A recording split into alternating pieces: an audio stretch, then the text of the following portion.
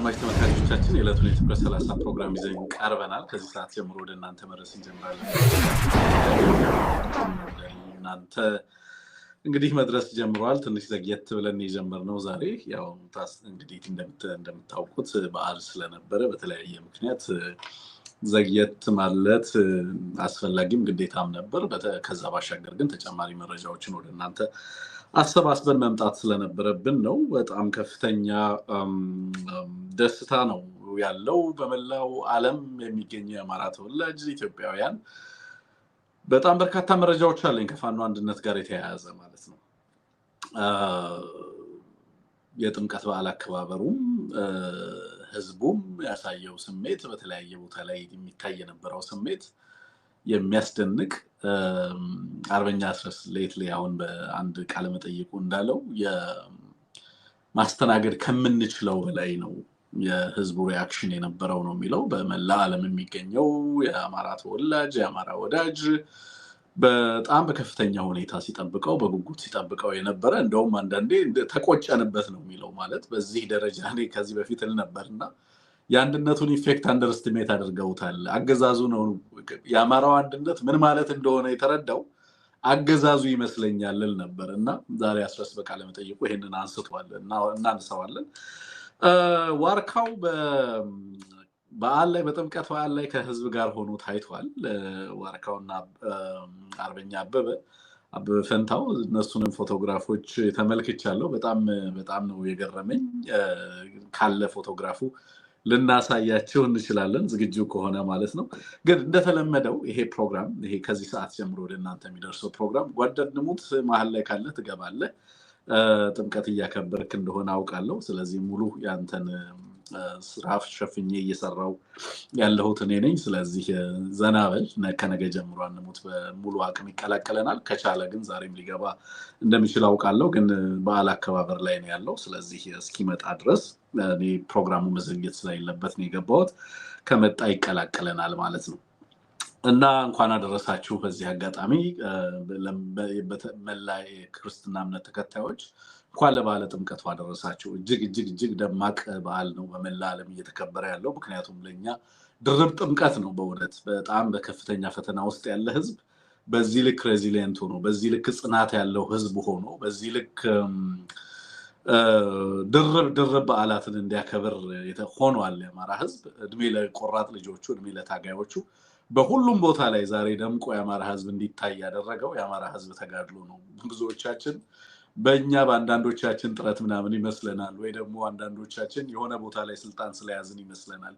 ግን ዛሬ ሁሉም ነገር እየሆነም ያለው እያንዳንዱ ነገር እየሆነ ያለው ዋጋ ያልነበራቸው ሰዎች መንገድ ላይ ብናያቸው ምንም ትርጉም የማይሰጡን የነበሩ ሰዎች ዛሬ በዚህ ትግል ውስጥ ገብተው ግን በአገዛዙ ዘንድ ሬሌቨንት እንዲሆኑ አድርጓል። የአማራ ትግል ማለት የማናውቃቸው መፈጠራቸውንም ጭምር የማናውቃቸው ሚናቸው ምን እንደሆነ እንኳን የማናውቃቸው የነበሩ ግን አገዛዙ ጋር ሲገቡ አስፕሪሺየስ አስ ዳይመንድ ሆነው የዳይመንድ ዋጋ አውጥተው እንደ ብርቅ አገዛዙ እንቁልልጭ እያደረገ እያገለባበጠ በቴሌቪዥን እንደዚህ ሲያሳየን ከአንድ ቴሌቪዥን ወደ ሌላ ቴሌቪዥን ሲንከባለሉ እንደ ድንጋይ ጠጠር እያየናቸው ነው ያለነው እና ማነው እነሱንስ ቢሆን ዋጋ እንዲያወጡ ያደረጋቸው? የአማራ ህዝብ ትግል ነው። የአማራ ህዝብ ትግል በጣም የሚያስደንቅ ትግል ነው። በጠላት ጎራ የተሰለፈውን ነፃ እያወጣ ነው። በወገን ጎራ የተሰለፈውንም ተስፋ የሚያደርገውንም የኢትዮጵያ ህዝብ ነፃ እያወጣ ነው ያለው። ተአምር ነው እየሆነብኝ ያለው በእውነት። ሰሞኑን በሁለት ቀናቶች ውስጥ ከ10,000 በላይ ጥሪዎችን አስተናግደናል። በአማራ ቴሌቪዥን በኤቢሲ አማራ ብሮድካስት ሴንተር ከ10,000 በላይ ቀጥታ የስልክ ጥሪዎችን መመለስ አልቻልንም። ኦኬ መመለስ የቻልናቸው በጣም ጥቂቶቹን ነው። አብዛኞቻችሁ ለምንድነው ማትመልሱልን ብላችሁ ለምትጽፉትም ጽሁፍ መመለስ ሪስፖንድ ማድረግ አልቻልንም። 4 ሆነን ማኔጅ ለማድረግ ሞከርን፣ አልቻልንም። በሚስኮል ደረጃ ነው የምነግራችሁ። በሺዎች የሚቆጠሩ ሚስኮሎችን ነበር ስናስተናግድ የነበረው። ምክንያቱም ጥሪ ማድረግ አልቻልንም። ስልኮቻችንን በተወሰነ ሰዓት ብቻ እየከፈትን ማኔጅ ማድረግ የምንችለውን ብቻ ለማድረግ ነው ጥረት እያደረግን ያለ ነው። ምክንያቱም ከፍተኛ የሰው አቅምም የሰዓትም እጥረት አለብን እውነት ለመናገርና የቻልነውን ለመመለስ ጥረት እያደረግን ያለ ነው። አድማጭ ተመልካቾቻችን እንድትረዱን እንፈልጋለን። በጣም አስገራሚ ነገሮች ናቸው እየሆኑ ያሉት። ካልጠበቅናቸው ቦታዎች ናቸው ስልኮች እየመጡ ያሉት። በዚህ ደረጃ የተነቃቃ ህዝብ በዚህ ደረጃ ይሄ አንድነት ይጠበቅ ነበር ወይ ማለት በጣም በርካቶች አሁን እንግዲህ ወደ አገዛዙም የገባው ድጋሚ መልሶ ሊከዳ ነው ማለት ነው። ወደዚህ ሊመለስ ነው እንግዲህ ዳግም ታድሶ ሊሆን ይመስለኛል። ምክንያቱም እነዚህ ትንንሾቹን አሁን ትላንት የተቀላቀሉትን ማንኪስ አይደለም ማወራላችሁ። ኦኬ ሌላ ቦታ ላይ ያሉ ሰዎች ይሄንን ቀን ይጠብቁት እንደነበረ በቀጥታ መልእክት ልከው ይሄን ቀን ይጠብቁት እንደነበረ ይሄን ቀን በጉጉት ይጠብቁት እንደነበረ ከዚህ በኋላ ምንም ምክንያት እንደሌላቸው ከአማራ ህዝብ ጋር ላለመሰለፍ ምንም ምክንያት እንደሌላቸው በአደባባይ ሲገልጹ ነበር። የጥምቀት በዓላት አመራሮቻችን በህዝብ ፊት በአደባባይ ያለምንም ፍርሃት የአማራ ወጣቶች የጥፋት ቆፈንን ሰባብረው በአደባባይ ወጥተው መሪዎቻቸውን ያላሳፈሯቸውን መሪዎች ኦኬ በ2011ም የዘመሩላቸው ዛሬም ስማቸውን በያነሱ የማያሳፍሯቸው ራሳቸውን አስቀድመው ሊሰጧቸው በፈቀዱ መሪዎቻቸው እና ስሞቻቸውን እየጠሩ በአደባባይ መሪዎቻቸውን ጓድ ሊቀመንበርንም ሌሎቹንም አመራሮቻቸውን ሲያነሱ ጦሩ በደስታ በከፍተኛ ደስታ በተለያየ ቦታ ላይ አመራሩን እየጠራ በእውነት አማራ ድፍና አማራ የተደበላለቀበት በዚህ ውስጥ ተክዞ ያየውት በጠላት ጎራ የሚተሰለፈ አማራ አልተመለከትኩኝም። ያኮረፉ ሊኖሩ ይችላሉ። እነሱ መቼም አይደሰቱም በአማራ ጉዳይ። በእውነት የምሬን ነው የምላችሁ። ምክንያቱም I can say it ነገ ታሪኩን ነው የማየው ነገን ነው የማየው። በዚህ ትግል ውስጥ ከአማራ ህዝብ ጋር የቆማችሁ ሰዎች አትሳሳቱም፣ አታፍሩም፣ ታሸንፋላችሁ፣ ታሪካችሁ ህያው ይሆናል። ይውላችሁ ግን ከአማራ ጋር መቆም በተለይ እስከዛሬ ባለፉት 30 ወራቶች መታሰር አለው፣ መሰደድ አለው፣ የህይወት መስዋዕትነት ይጠይቃል፣ መዋረድ አለው፣ መደህየት አለው፣ የንግድ ስራህንና ፍቃድህን ያስነጥቃል፣ በጣም በርካታ መከራ ይደርስብሃል። ኦኬ ግን ህያው ያደርጋል እና ፈተናውን ፈርተህ ግን አሁን ያለውን ምንቾትና ድሎት መርጠህ ከህዝብ ጋር ተለይተህ በሌላ አስተላለፍ ብትገባ ግን ምን ሊሆን እንደሚችል እኔ በጣም ነው ስደነቅ የነበረው። ትላንት ካፋር ስንቀበል የነበረው ከጋምቤላ ሲደወሉልን የነበሩ ስልኮች ከደቡብ ስንቀበላቸው የነበሩ ስልኮች በጣም በትልልቅ ቦታ ላይ ያሉ ሰዎች የማትጠብቋቸው ሰዎች የሙያ ማህበራት በትልልቅ ቦታ ላይ ያሉ ሰዎች ይሄንን ትግል እንዴት እንደሚመለከ እንዴት ትግሉን እንደሚያምኑት እኔ የኢንሰርጀንት እንቅስቃሴ ሆኖ የሽምቅ ውጊያ የሚያካሂድ እንቅስቃሴ ሆኖ በዚህ ደረጃ የህዝብ ቅቡልነትን ያገኘ በዚህ ደረጃ በህዝብ መታመንን ያገኘ በዚህ ደረጃ መነጋገሪያ የሆነ በኢንተርናሽናል ኮሚኒቲውም ጭምር በቀጠናው ላይ ባሉ ኃይሎች እንደዚህ የታየ ትግል እኔ በታሪክ ውስጥ ይኖር ይሁን አላውቅም። እንግዲህ ከዚህ በፊት በኢትዮጵያ ውስጥ ይደረጉ የነበሩ የትጥቅ ትግሎችን በታሪክ አንብቤ ያለው እንጂ ምናልባት ነው በእድሜ ደርሼ አንዳንዶቹን ማስታወሳቸው አይደሉም። በወቅቱ የነበረውን ድባብ ከተለያዩ መጽሐፍቶች ያነበብናቸው ከታሪክ መጽሐፍቶች ያነበብናቸው በህይወት ያሉም ሲናገሩ ስንሰማቸው ከነዛ የሰማናቸው ነገሮች አሉ። በዚህ ደረጃ ግን ይሆናል ብዬ በዚህ ደረጃ ላይ በዚህ የትግል ሂደት ላይ ይሄንን ያህል ተጽዕኖ የሚፈጥር ድንበር ተሻጋሪ ተጽዕኖ ድንበር ያልገደበው ተጽዕኖ የሃይማኖት ድንበር የማይገድበው ተጽዕኖ የብሔር ማንነት የማይገድበው ተጽዕኖ የሀገራት ድንበር የማይገድበው ተጽዕኖ ቀጠና የማይገድበው ተጽዕኖ በዚህ ደረጃ እንዴት ልትፈጥር ትችላለህ? በዚህ ደረጃ ህዝብ እንዴት ይሄንን ትግል ሊያምነው ቻለ? እንዴት አንድነቱ በዚህ ደረጃ የብዙ ኢትዮጵያውያን የጋራ ደስታ መሆን ቻለ? አንደርስቲሜት አድርገነው ነበር ወይ አንድነቱ? እኛ ራሳችን ገብቶን ነበር ወይ የዚህ አንድነት ጉዳይና ሚስጥሩ ገብቶን ነበር ወይ? አገዛዙ ለምን ነበር በዛ ልክ ሲጨነቅ የነበረው? አንድ አይደሉም ነው አሁንም እኮ እያለ ያለው። ለምሳሌ አሁንም የሚከራከረው አንድ አልሆኑም ነው የሚለው። አሁንም ኦኬ ሆነዋል አይደለም የሚለው። ትዝ ይላችኋል በአንድ ወቅት ብርሃኑ ጁላ መጥቶ አንድ ቃለ መጠይቅ አድርጎ ነበር ታስታውሱ ከሆነ ተቸገረን ይላል because አደረጃጀቱ ዲሴንትራላይዝድ ስለሆነ ከየትኛው ኃይል ጋር መነጋገር እንዳለብን አናውቅም ይላል ሶ የመጀመሪያዎቹን ምዕራፍ ራሱን ሰርቫይቭ እንዲያደርግ ያደረገው የአማራ ትግል በዋናነት የራሱ ባህሪ ትግሉ ይዞት የተነሳው ባህሪ ነው because it was fundamentally የህዝብ ትግል ስለነበረ ሁሉም ቦታ ላይ ነው implode and explode ያደረገው ከውስጥም ከውጭም ነው የፈነደው ሶ የት ጋር መቋቋም የት ጋር መቆጣጠር እንዳለበት አያውቅም ሁሉም አመራር ሆኖ ወጣ ኦኬ ሁሉም ቦታ ላይ ያለው በዛ ደረጃ ፍሎሪሽ አደረገ ምንም ልታቆመው የምትችለው አይደለም የትኛውን አካባቢ ታርጌት ልታደርግ እንደምትችል አታቆም አይደለም ሶ በዛ ሂደት ውስጥ ወጥነት ያለው አደረጃጀት ቢኖረው ኖሮ በዛ በተጀመረ ጊዜ የመጀመሪያዎቹ ፈርስት እና ሰከንድ ፌዝ ላይ በፍጥነት አመራሮቹን ታርጌት በማድረግ ትግሉን ከልምኔት እንዳያደርግ ሙሉ ለሙሉ ትግሉን ለማጨናገፍ እድል ይፈጥርልናል ብለው አስበው ነበር ሶ አልተሳካም because የትግሉ ባህሪ በጣም ሰፊ ነው ሰፊ ማህበራዊ መሰረት ያለው ሆኗል ሶ ልታፍነው ልታቆመው ልትቆጣጠረው የምትችለው አይደለም is beyond ይሄ አገዛዝ አይደለም ኦኬ ለሌሎችም አንደርስታንዲንግ በተለይ ውጪ ሆነው ይሄንን ነገር ኦብዘርቭ ለሚያደርጉ አካላትም ከባድ የነበረ ነገር ነው በነገራችን ላይ መጀመሪያ ይሄንን እንቅስቃሴ አንዳንዶች ሊያወግዙ ሞክረው ነበር ባይዘው ኢንተርናሽናል ኮሚኒቲውም ጭምር ሊያወግዙት ፈልገው ነበር በኋላ ላይ እንደዛ አይነት ጉዳይ አይደለም ይሄ በጣም ሰፊ ትግል ነው በጣም ሰፊ ምህዳር ያለው ትግል ነው ሶ ምንም ማድረግ እንደማይቻል ተገነዘቡ በኋላ ላይ ግን ራሱ ትግሉ ፌዙን እየጨረሰ የእድገት ደረጃውን ወደ ተለየ የእድገት ደረጃ ሽግግር እያደረገ ሲመጣ ሴንትራላይዝድ እና ዩኒፋይድ ኮማንድ መጠየቅ ጀመረ ምክንያቱም ከዚህ በኋላ የሚኖሩት እንቅስቃሴዎች ኦኬ ሰፊ ሊደርሺፕን መስጠት የሚያስችሉ መሆን አለባቸው now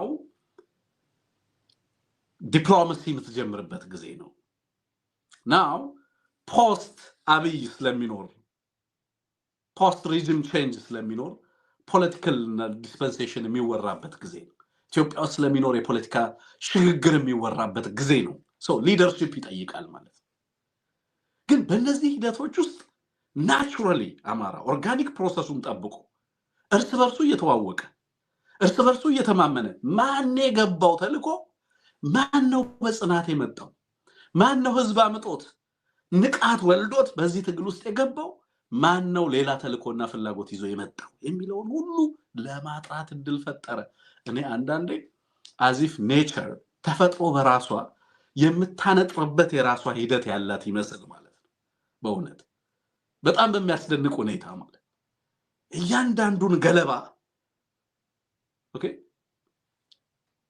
እያንዳንዱን ገለባ ለማንጠር ከፍሬው ለመለየት የሚያስችል ሂደት እኔ እገረማለሁ አንዳንዴ አሜን ላይክ አስበንበት ይሄንን ሳይንሳዊ ፕሮሰስ ቀጠብቆ እንዲሄድ የራሳችንን ፍሬም በዚህ ልክ ዲዛይን አድርገን ቢሆን ኖሮ ኢምፐርፌክት ይሆን ነበር ውጤታማ አይሆንም ነበር ግን ሂደት በራሱ ጊዜ በራሱ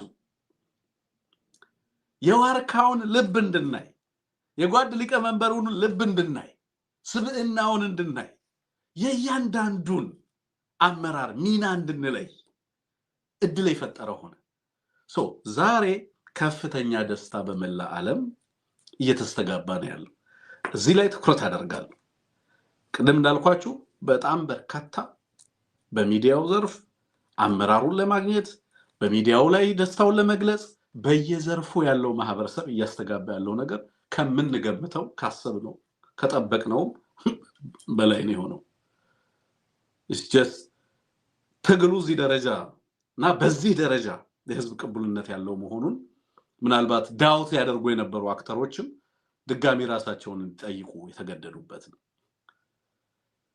ኦኬ ሶ እያንዳንዱን ፊልድ እንዳልኩት ለምሳሌ ይሄ ሳክሪድ እና ፕሮፌን የሚለው አለ ደርካይ የቅዱስ የሆነውንም ስፍራ ኖርማሊ ደግሞ ህይወታችንን የምንኖርበት ላዘቦት የምንኖረው ህይወት ደግሞ እንደዚሁ ለምሳሌ ኖርማሊ በየመጠጥ ቤቱ በየካፌው በየቡና ቤቱ በየመንገዱ በየባሱ ውስጥ ሰው ይሄንን አጀንዳ እያደረገው ሲመጣ ስትመለከቱ መንፈሳዊ ስፍራዎች ጭምር የዚህ ትልቅ ትግል የአመራሩ ስም እየተጠራሚ ያ ሁሉ የጸጥታ መዋቅር አለ በሚባልበት ሁኔታ ውስጥ በዚህ ልክ ወጣቱ ደፍሮ ስለ መሪዎቹ ሲዘምር ስትሰሙ ይሄ ትግል በርግጥም ምን አይነት ቦታ ላይ ምን አይነት ደረጃ ላይ እንደደረሰ ለመገንዘብ አትቸገሩም። እስኪ አንዳንዶቹን እንስማቸው። ቴክኒሻናችን ዝግጁ ከሆነ አመራሮቹ ሲጠሩ የነበረበት ጦሩ እንዴት ሲያከብር እንደነበረ በነገራችን ላይ መሳሪያ ስለሚኖረው በጣም የምንቸገረው መሳሪያ ብናሳያችሁ ኢሚዲየትሊ ያወርዱናል። ሌሎች ሚዲያዎችን አያወርዱም። እኛ ላይ በጣም ትኩረት ይበዛል። ስለዚህ ለዛ ነው በጣም ተጠንቅቀን መሳሪያዎች ሌሎች ነገሮችን አናሳያችሁ።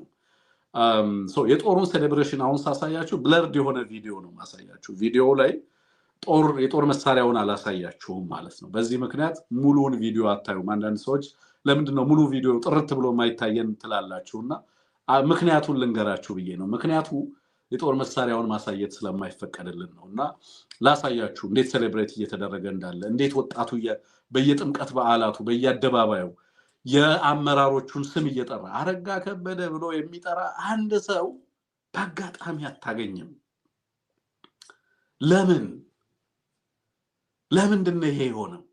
ለምንድነው ከጫፌ እስከ ጫፌ ኢትዮጵያ ልጅ የአማራ ልጅ በእነዚህ ልጆች እየተግባባ ያለው? በእነዚህ አዳዲስ አመራር ተስፋ እያደረገ ያለው ለምንድነው?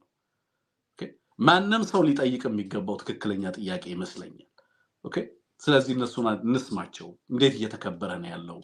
እንዴት ነው ህዝቡ እነዚህን አመራሮቹን በተለያየ ቦታ ላይ እየጠራ ያለው የሚለውን ብናየው ደስ ይለኛል። አሰማን ቴክኒሻናችን ዝግጁ ነው ብዬ ተስፋ አደርጋለሁ።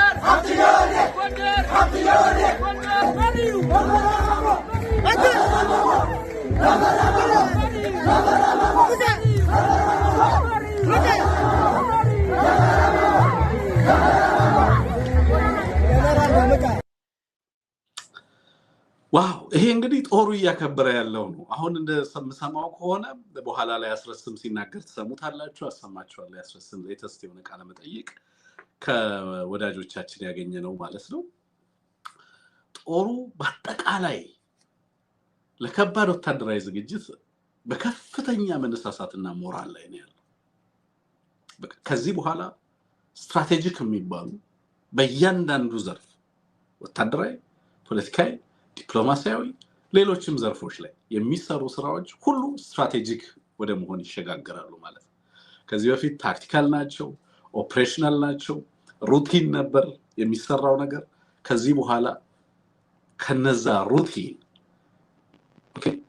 ራስን እየተከላከሉ ራስን የማብቃት ህልውናን የማረጋገጥ ከመጥፋት ራስን የመታደግ ሂደቶች ህብረተሰብ ውስጥ የመስረጽ ሴሎችን መዋቅሮችን የመዘርጋት መንግስታዊ መዋቅሩን የመቆጣጠር እነዚህ ሁሉ ሂደቶች አብዛኞቹ ታክቲካል እና ኦፕሬሽናል ነበሩ። ስትራቴጂክ ሚናቸውን ኢቨን በአገዛዙ ውስጥ ያሉ የዚህ ትግል መዋቅርን በተመለከተ ቀጣይ ሂደታቸው ላይ ስትራቴጂክ የሆነ ሚናቸውን እንዲጫወቱ የሚደረግበት ምዕራፍ መጥቷል ነው እያለ ያለው አርበኛ አስረስ ዛሬ ቃለ መጠይቁን አሰማችኋል። የአማራ ፋኖ ብሔራዊ ንቅናቄ ቃል አቀባይ የህዝብ ግንኙነት ኃላፊ ነው። እሱን እንሰማለን በኋላ ላይ። ግን ከዛ በፊት በተለያዩ መድረኮች ላይ በተለያዩ የጥምቀት በዓል አከባበሮች ላይ በሀገሪቱ ውስጥ በተለያዩ አካባቢዎች ላይ ህዝቡ በድፍረት ወጥቶ አመራሮችን በነገራችን ላይ ሃይማኖት አባቶች ጭምር እና አባጡ መልሳን የእንኳን ደስ አላችሁ መልእክት አስተላልፈዋል አድርስልኝ ብለውኛል በዚህ አጋጣሚ አድርሻለሁ በጣም በርካታ ሃይማኖት አባቶች እየደወሉ ለኛ እንኳን ደስ ያላችሁ መልእክት አስተላልፉልን እያሉ ነው ያሉት አባቶች መግለጫ ያወጡ አሉ የአማራ ግሎባል ፎረም የነሱንም መግለጫ ተመልክቻለሁ እነሱንም መግለጫዎች እናሳያችኋለን ዝግጁ ከሆነ ቴክኒሻናችን ታሳይናለ ግን በተለያየ ቦታ ላይ አመራሩን አሁንም እየጠሩ ወጣቶች ሲጨፍሩ የሚያሳዩ ቪዲዮዎች አሉ እነሱን ደግሞ እንመልከታቸው እባክህ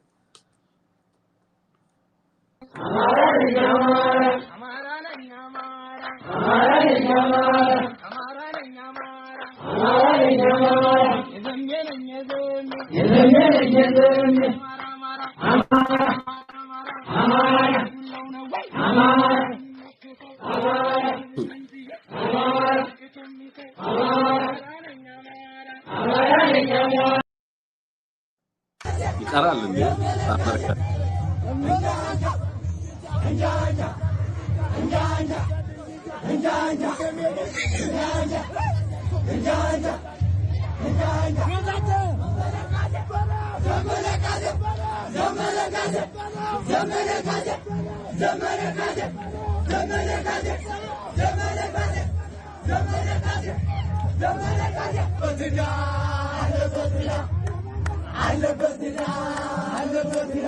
ባንዳ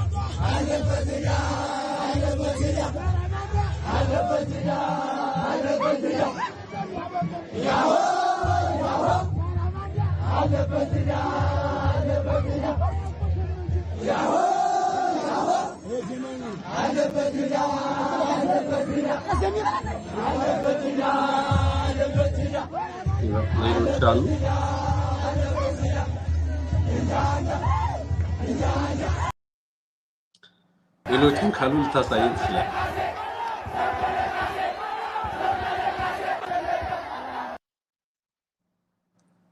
ቀጥል ቴክኒሻን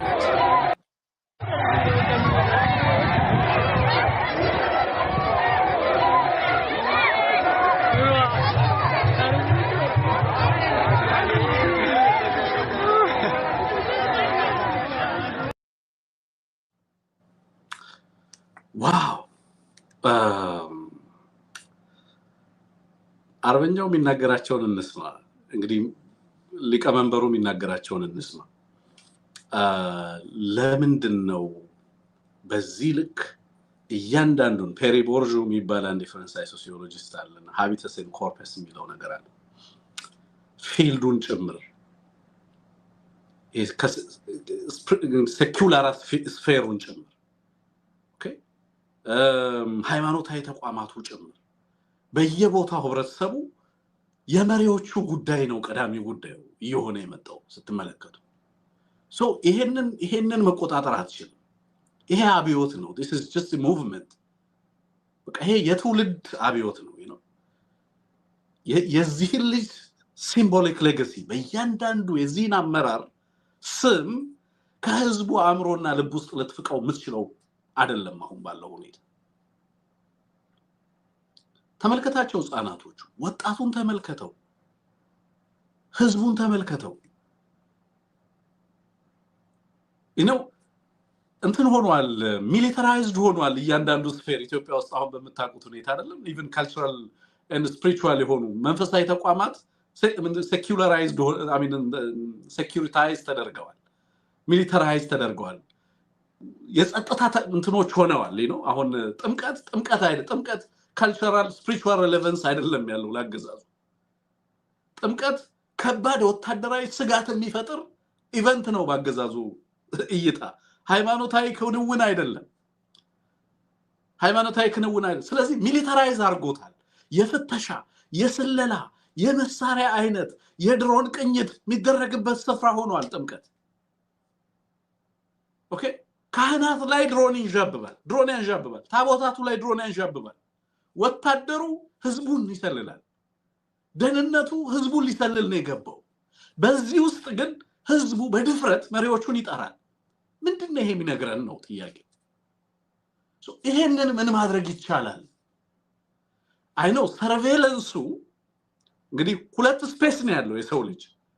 ቢያንስ ትራዲሽናል የሆነውን ክፍል ፋይል ወሰደው ሁለት ጥንታዊ ባህላዊ ወይንም በተለምዶ ያለውን ነደርካይም የከፋፈሉትን ነው 1960ዎቹ ላይ በጣም የተለመደው መንፈሳዊና መንፈሳዊ ያልሆነ የህይወት አስፔክት አለ የሰው ልጅ።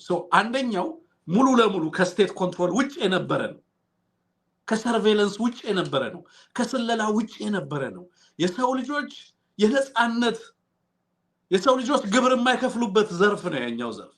የሰው ልጆች ፍጹም መንፈሳዊ የሆነ ክንውናቸውን የሚያደርጉበት ስፍራ ነው። የስቴት ፕሬዘንስ የለውም ያኛው። አሁን መንፈሳዊ የሚባልም የለም። ሌሎች ከመንፈሳዊ ውጭ ያሉ ደግሞ መደበኛ የሚባለው ህይወት ሚሊታራይዝድ ነው። እንዳልኳችሁ ሩቲን ሁላ ሌት ተቀን ምግብ ዊፐን ነው ብያችኋለሁ አይደለም? ኢትዮጵያ ውስጥ ምግብ የጦር መሳሪያ ሆኗል። መንፈሳዊ በዓላትም ጭምር የጦር ግንባሮች ናቸው፣ የመሰለያ ግንባሮች ናቸው፣ የመሰለያ አውዶች ናቸው። ህዝብ የሚሰለልበት ነው። እያንዳንዱ ህዝብ ወደ ጥምቀተ ባህር ሲመጣ እንደ አማኝ አይደለም በስቴቱ አይን የሚታየው፣ በአገዛዙ አይን የሚታየው እንደ ፖቴንሻል ፋኖ ሶልጀር ነው የሚታየው። ስለዚህ ካህናት ይመረመራሉ፣ ወጣቶች ይመረመራሉ፣ እናቶች ይመረመራሉ። ነጠላቸው ላይ ያለ አረንጓዴ ቢጫ ቀለም የፋኖ አይደንቲፋየር ተደርጎ ባገዛዙ ይቀደዳል። ከባንዲራ ጋር ጠቡስ ገባ፣ ከባህል ጋር ጠቡስ ገባ፣ ከሃይማኖት ጋር ጠቡስ ገባ። ህዝቡን ሰላይ ሆኖ መጣ። ግን ይሄ ሁሉ አገዳቸው ወይ? አማራ ነኝ አማራ ለማለት ይሄ ሁሉ አገዳቸው ወይ? ዘመነ ካሴ የጦር መሪ፣ መከታው ማሞ፣ ተፈራ ማሞ እያለ ህዝቡ ዋርካው እያለ ሲዘምር፣ ሀብቴ እያለ ሲዘምር ማን አገደው?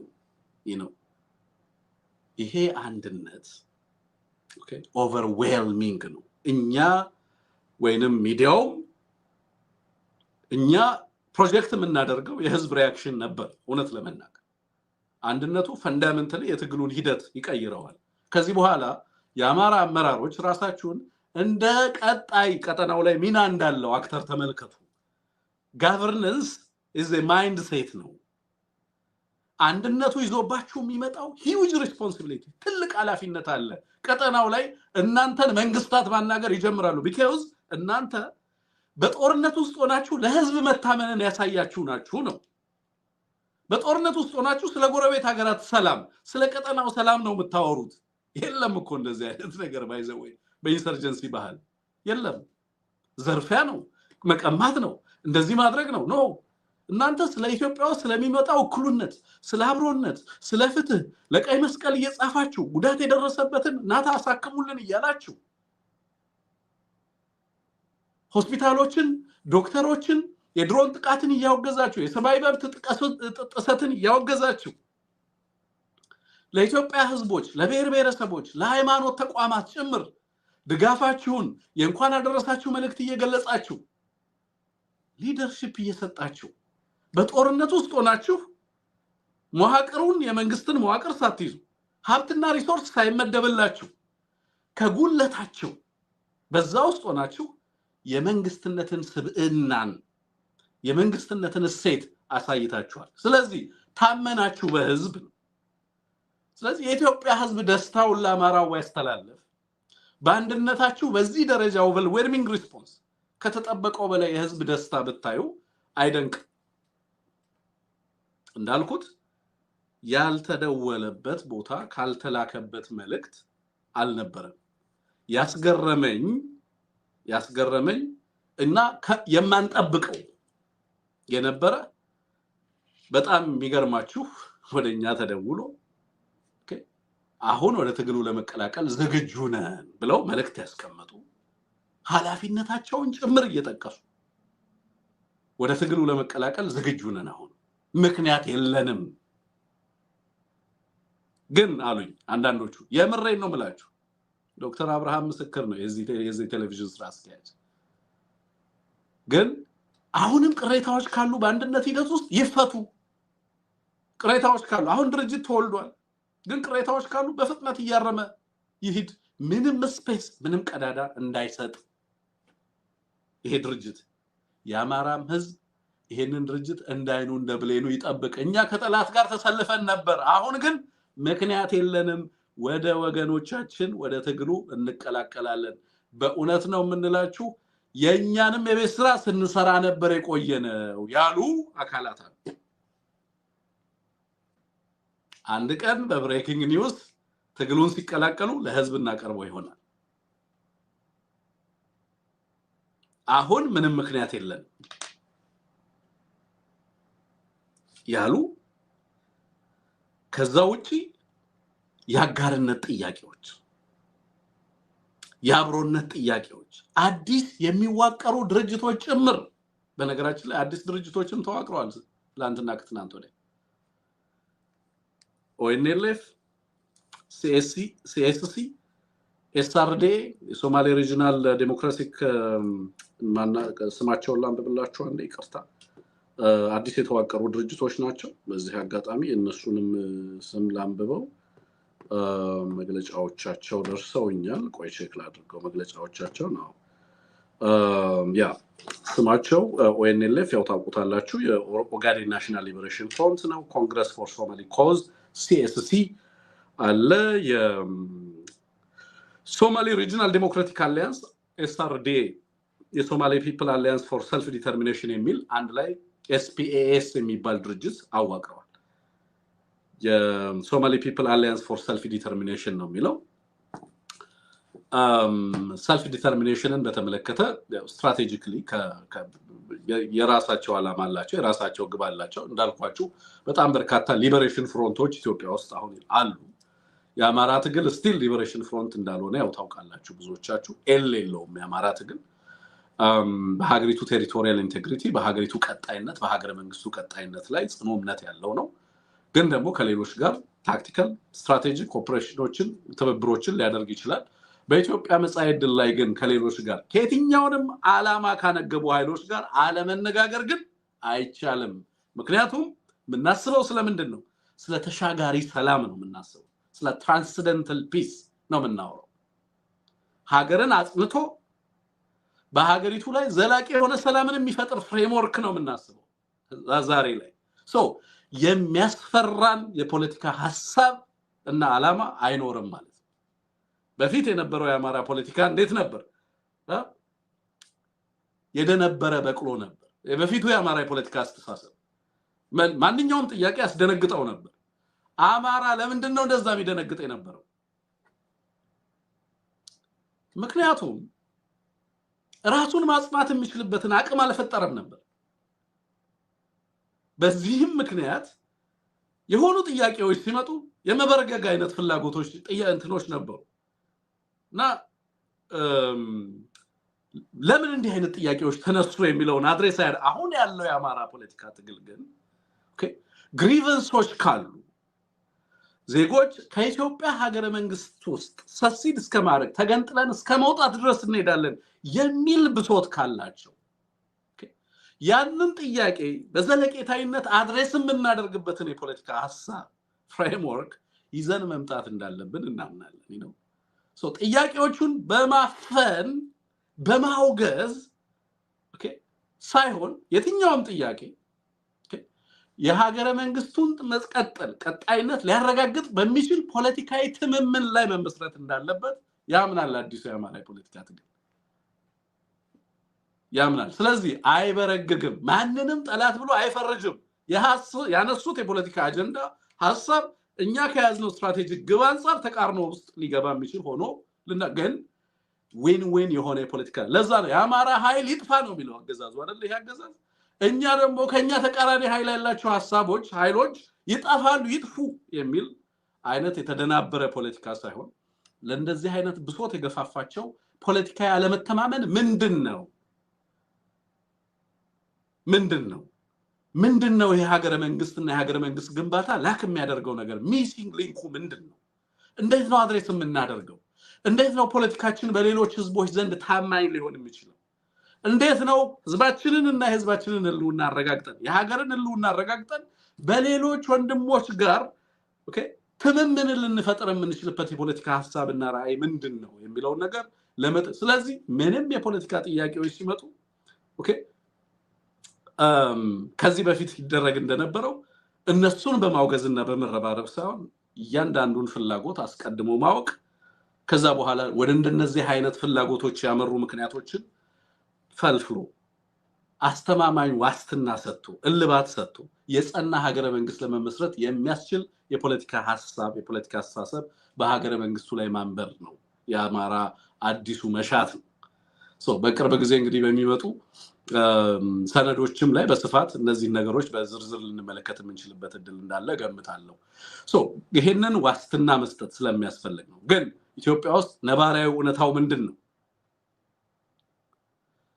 ነባራዊ እውነታው በየለቱ የሚፈጠሩ ኃይሎች እጅግ ያኮረፉና የተቆጡ ኃይሎች እየሆኑ ነው የመጡት ከዚህ አንፃር የዚህን የኦኤንኤልኤፍን ሲኤስሲ እና ኤስአርዲኤን አሁን አዲስ የፈጠሩትን ቅድም እንዳልኩት ኤስፒኤስ የሚባለው ድርጅት ዓላማው ምንድነው ያስቀመጠው ነገር የሚለውን በኋላ ላይ እናየዋለን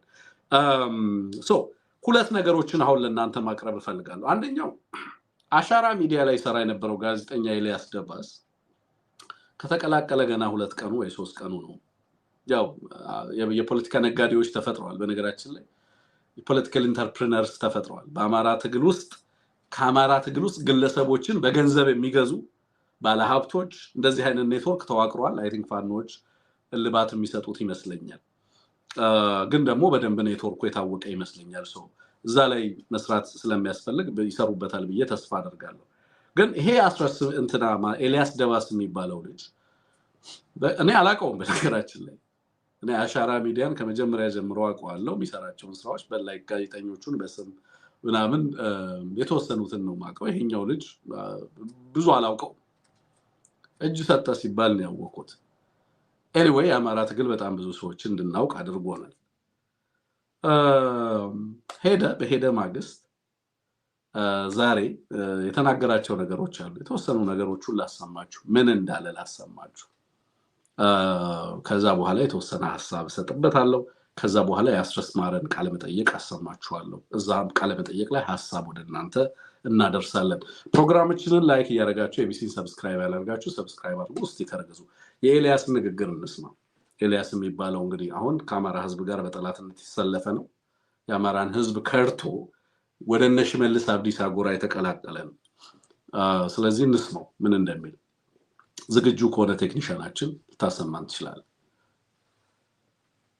አቅጣጫው የትግሉ ሊጠለፍ የቻለው አንዱ የገንዘብ ምንጩ ማህበረሰብ በማድረግ ይሄ ነው ሁለተኛው አውራ መንገዶችን በመጠቀም በቀረጥና በዘረፋ ነው መኪኖች ይታገታሉ ባለሀብቶች መንገድ ላይ ይታገታሉ ማንኛውም እንግዲህ ተወላጅ በተለይ ወደ ክልል እርሰ መዲና ባህር ዳር መጥቶ ወደ ወረዳዎች ወደ ተለያየ አቅጣጫ ሲንቀሳቀስ ግታ ይፈጸምበታል ዝርፊያ ይፈጸምበታል እስከ ግድያ ድረስ አለ አንዱ ምንጫቸው ነው አይደው ያን ያክል መከላከያ ቢኖር አይችልም አልቀዋል ይሄ ለሞቅታ ነው ምልህ አንዳንዴ ያዝናናል ቲክቶክ ላይ ተከሆነ ማህበረሰብን አንድ ቀን 2 ቀን ሸውዶት ይችላል ሁሉ ግን መሸወድ አትችልምና ኮሜዲው ማሩሸት ነው የሚሉት እና እነዚህ በተለይ ሳይበር ላይ የነበሩት ውጊያዎች እንግዲህ ከውጊያ ስልቶች አንዱ መሆኑን ነግሬዋለሁኝ አሁን አዋጭ አይደሉም ምክንያቱም ውሸት ያደገ ሲሆን እውነት ይመስላል ማህበረሰቡ ደግሞ ሲመዝን መርጦ ይወጣል ማለት ነው ያም ይመስለኛል አንዱ ከማህበረሰብ ሴት ስለወጣን ማህበረሰቡ ሊደግፈን ያልቻለው ሳይበር ለጊዜው ሆኗል በተለይ ትጥቅጥሉ ሲጀመር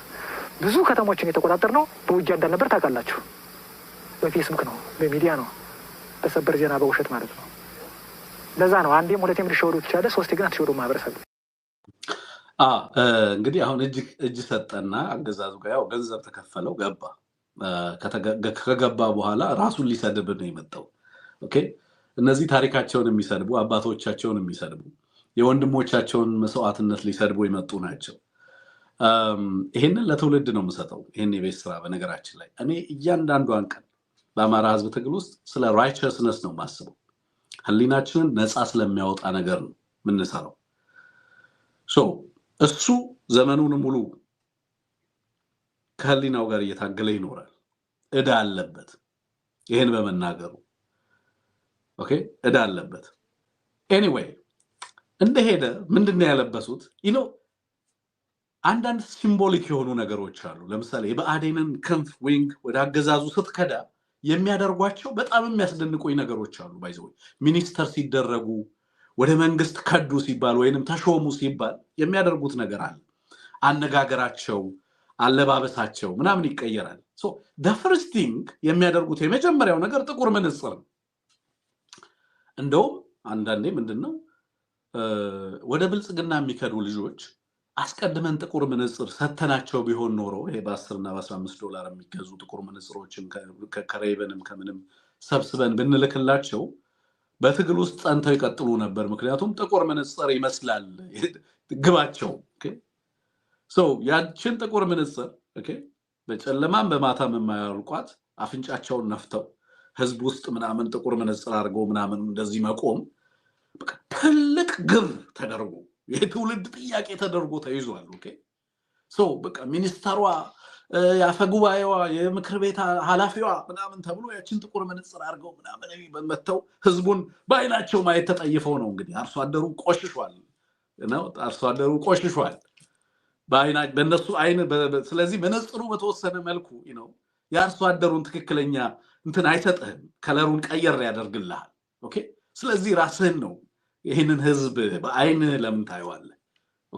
ስለዚህ መነጽሩን ብታረግ ጥቁር መነጽሩን ቀለሙን ይቀይርልሃል፣ መንግስት ያስመስልሃል፣ ባለስልጣን ያስመስልሃል። it's just funny ባዶ it's a life of impotence የባዶነት ህይወት ነው። የአማራ ልጆች ይሄንን ህይወት ተጠየፉት።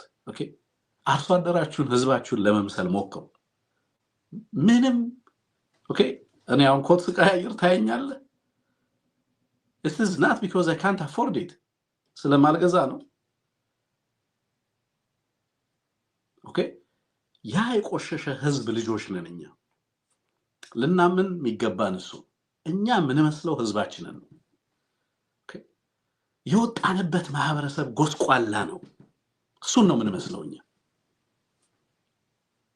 ከተማችን ላይ መብራት ስለሰቀልን የአማራን ህዝብ አኗኗር ለዚህ ታሪካዊ ጥቃትና ውርደት የዳረገውን አኗኗር ህሊናችንን ካልሸጠን በስተቀር አላየንም አልሰማንም ልንል አንችልም። የዛ ጎስቋላ ልጆች ነን። የዛ ጎስቋላ ልጆች ነን። ደስታችን የዚህን ህዝብ ህይወት በመቀየር እንጂ የራሳችንን ባዶነት በጥቁር መነጽር ከቨር ስላደረግነው ሰው አንሆን። ስለዚህ ውጡ ከዚህ ጭንቅላትና አስተሳሰብ። ባይዘው በጣም በጣም በጣም ብዙዎቻችሁን ጠልፎ የጣለ አስተሳሰብ ነው። ውጡ፣ ህዝቡን ምሰሉ። ይሄ ህዝብ የከበረ ህዝብ ነው፣ የሚደንቅ ህዝብ ነው። አማራን ማገልገልና ማክበር በጣም በጣም መታደል ነው።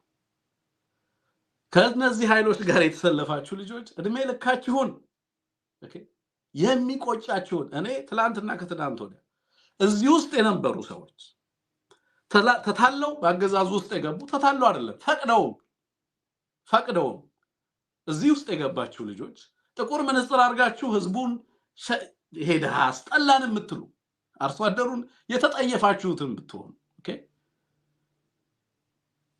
ይሄ ትግል ያሸንፋል፣ ምንም ጥርጥር የለኝም። ግን የመዳን እድል አላቸው። ታረሙ፣ ተመለሱ፣ ከህዝባችሁ ጋር ሁኑ። አትገድዱ፣ ይሄንን አገዛዝ አትለምኑት። የሚገባችሁ ስፍራ ላይ ለመቆም የሚያስችል ማህበራዊና ፖለቲካዊ ምህዳርን መፍጠር ትችላላችሁ። አቅሙን ፈጥሯል የአማራ ህዝብ። ለአገዛዙ እጅ የሚሰጥበት ጊዜ አይደለም እንደዛም ቢሆን የመንጽር ችግር ካለብህም ኦኬ እኔ ሁለት ሰውና ሶስት ሰው አናግሬ ከዚህ ያስልክልሃለሁ ጥያቄያችንን ከሸሚዝ በላይ ጥያቄያችንን ከምግብ በላይ እናደርገው ፋንዳሜንታል የሆነ ትራንስፎርሜሽን ይፈልጋል ህዝባችን እጣፈንታው ከባድ አደጋ ላይ ያለ ነው እሱን ነው የመቀየር ህልማችንና ራእያችን አይደለም አመራሩ የያዘው ራእይ ይሄ ነው ይሄ ልጅ ሄዶ ይዘርፋሉ አለ በአንድ በኩል ህዝብን አስገድደው ዋናው መተዳደሪያቸው ዋናው ምንጫቸው ህዝቡ ነው ይልና በሌላ በኩል ደግሞ ህዝብ አልተቀበለንም ህዝብ ጠልቶናል ይላል ህዝብ አልተቀበለንም ህዝብ ጠልቶናል ይላል በሌላ በኩል ደግሞ ህዝቡ ነው ዋንኛ የመረጃ ምንጫቸው በቀደም አረጋ ምን ነበር ህዝቡን ሰብስቦ ሲለው እስኪ አምላሳችሁ ይረፍ አይናችሁ ይረፍ ምላሳችሁ ይረፍማ አትናገሩ የመረጃ ምንጭ አትሁኑ የድጋፍ ምንጭ አትሁኑ ምናምን ሲል ነበር ህዝቡን አይደለም እኔ ይሄ አገዛዝ ኦኬ የየለት የሰላም እቅድ ማይክሮ ፕላን ግለሰቦችን በማስከዳት ትግልን ያኮላሸም ይመስለው በጣም ድንቅ አስተሳሰብ በነገራችን ላይ ዲፕሎማሲውም ማይክሮ ዲፕሎማሲ ነው የሚባለው ለዛ ነው ትራምፕ ያንን ደብዳቤ እንዲጽፉ ያደረጋቸው ለዛ ነው በነገራችን ላይ እሱን ነገር ሰራበታለሁ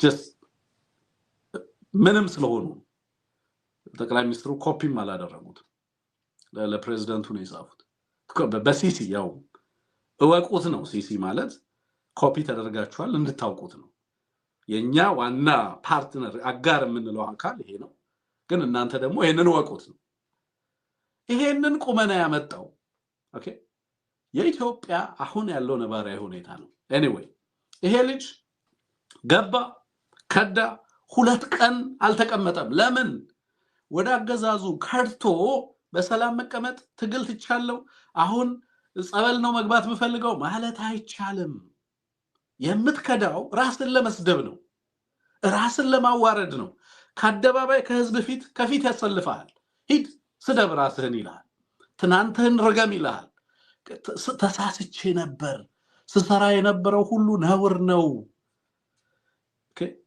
ብለህ ራስህን ታዋርዳለህ ታሪክህን ትሰድባለህ ትግልህን ታንቋሽሻለህ ከዛ ቃል የተገባልህ ነገር ይሰጣል ከዛ በኋላ በሰቀቀን ትኖራለህ በበሽታና በደም ግፊት ትሞታለህ ብዙ ጊዜ እንደዛ ነው የሚሆነው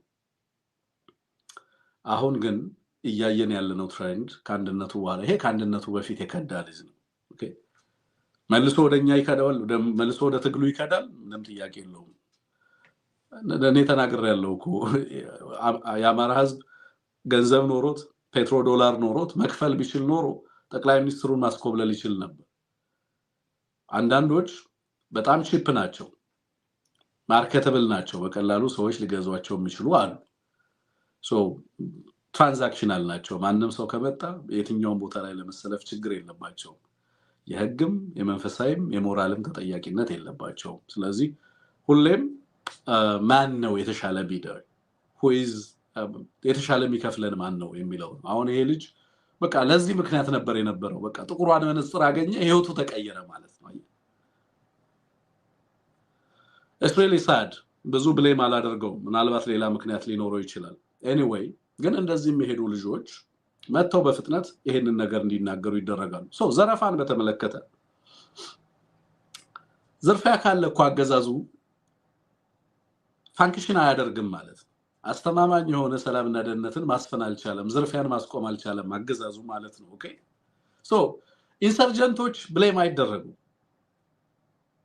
ምክንያቱም ገቨርነንስ ሰጣለው የሚለው አገዛዝ ነው አይደል አገዛዙ ሰላምን የማጽናት ግዴታ አለበት ያ ሰላም ኮምፕሮማይዝ ከተደረገ ፋንክሽናል የሆነ የሚሰራ መንግስት አላቋቋምክም ሰላምና ደህንነትን ማስፈን አትችልም ማለት ነው ስለዚህ መንግስት ሆነ ለመቀጠል ሰዎች ላንተ ክሬዲት ሊሰጡ ግብር ሊከፍሉ አይገባም ማለት ነው ኢንሰርጀንቶቹ ግን አካባቢውን ቢቆጣጠሩ የተሻለ ሰላም ያሰፍናሉ ማለት ነው በሌላ አነጋገር ስለዚህ እምትሰድበው እዛ ቦታ ላይ ዘረፋ በርግቷል ኬላ አቋቁመው ህዝብን ስለዚህ ኬላ አቋቁመው ገንዘብ ቀረጥ የሚቀርጡ ከሆነ የሚያሳየው ያንተ የከዳህለት አገዛዝ ኢፌክቲቭ የሆነ ሰላምን ማጽናት የሚችል አቅም የለውም እያልክ ነው። በሌላ አነጋገር ራስህን ነው የምትሰድበው ማለት ነው። ስለዚህ እነዚህ ልጆች አንድን ወረዳና ቀበሌ ቢቆጣጠሩ ቢፈቀድላቸው ሰላምን ማጽናት ይችላሉ ማለት ነው። ስለዚህ ህዝቡ የሚጠብቀው ሰላም ከናንተ ሳይሆን እናንተ ሰላምን ይሄ ምንድነው የሚባለው ፕሌይ ስቶር ነው የሚባለው እናንተ ሰላምን ከፕሌይ ስቶር ላይ ዳውንሎድ አድርጉ፣ ግን ደግሞ ህዝቡ ሰላምን የሚያጸናለትን ትግል ይደግፍ። እንደዛ ነው ሊሆን የሚችለው። እኔ የሚገባኝ በዛ ደረጃ ነው።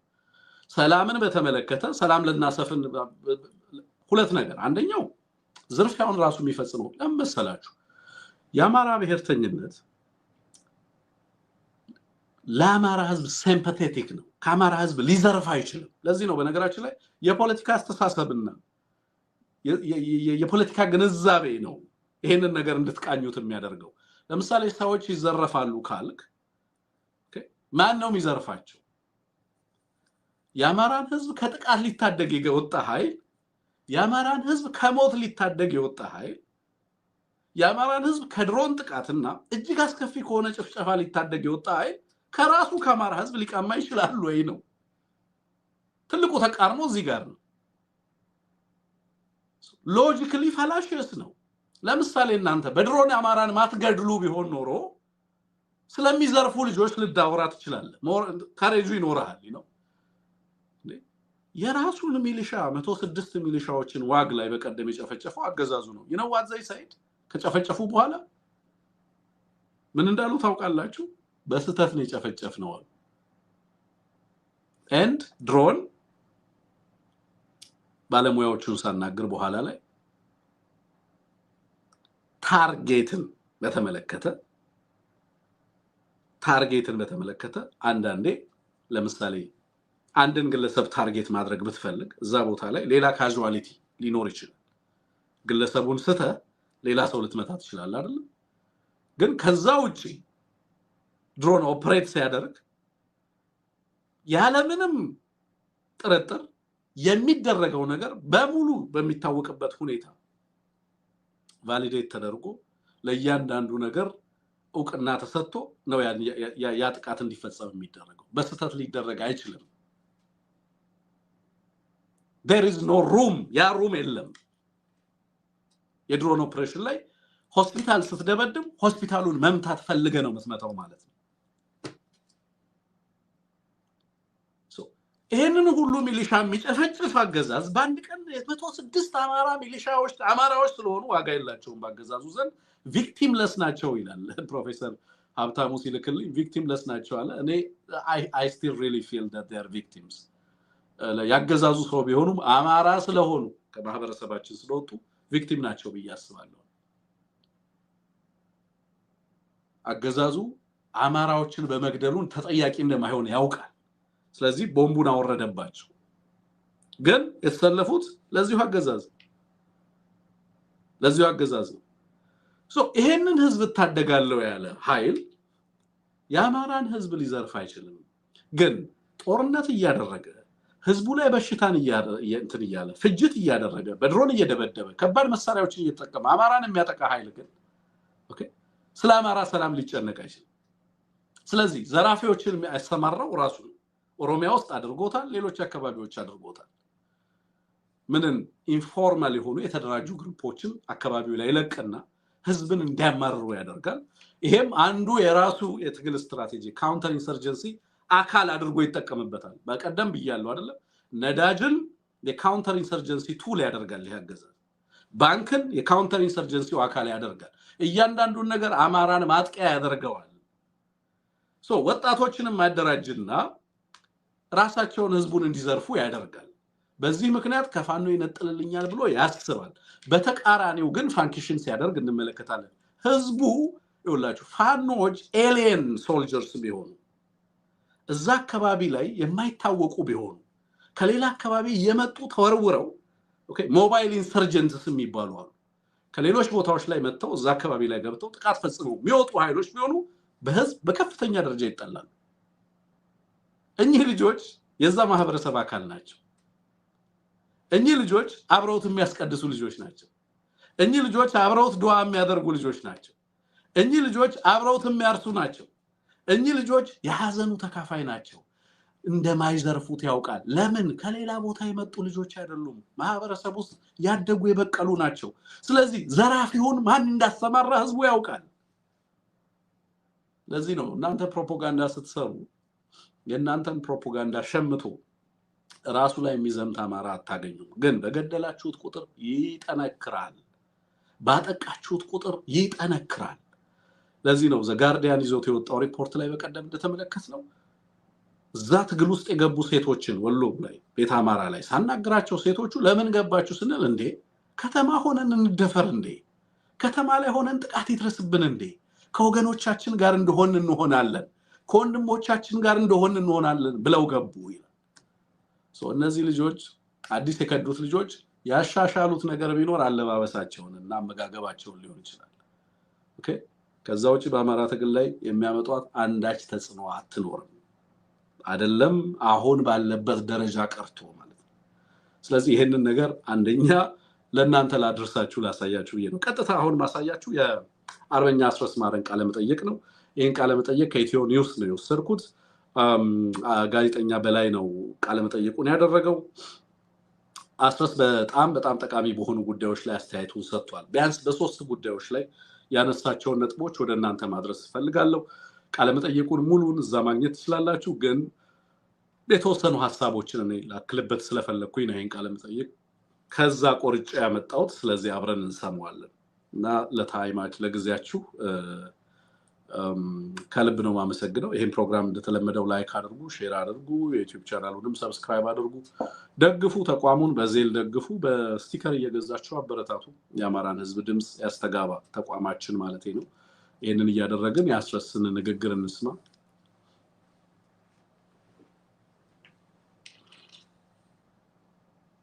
ቴክኒሻናችን እንግዲህ በአማራ ትግል ታሪክ ውስጥ በርካታ ድርጅቶች ተመስርተዋል፣ ተስመዋል።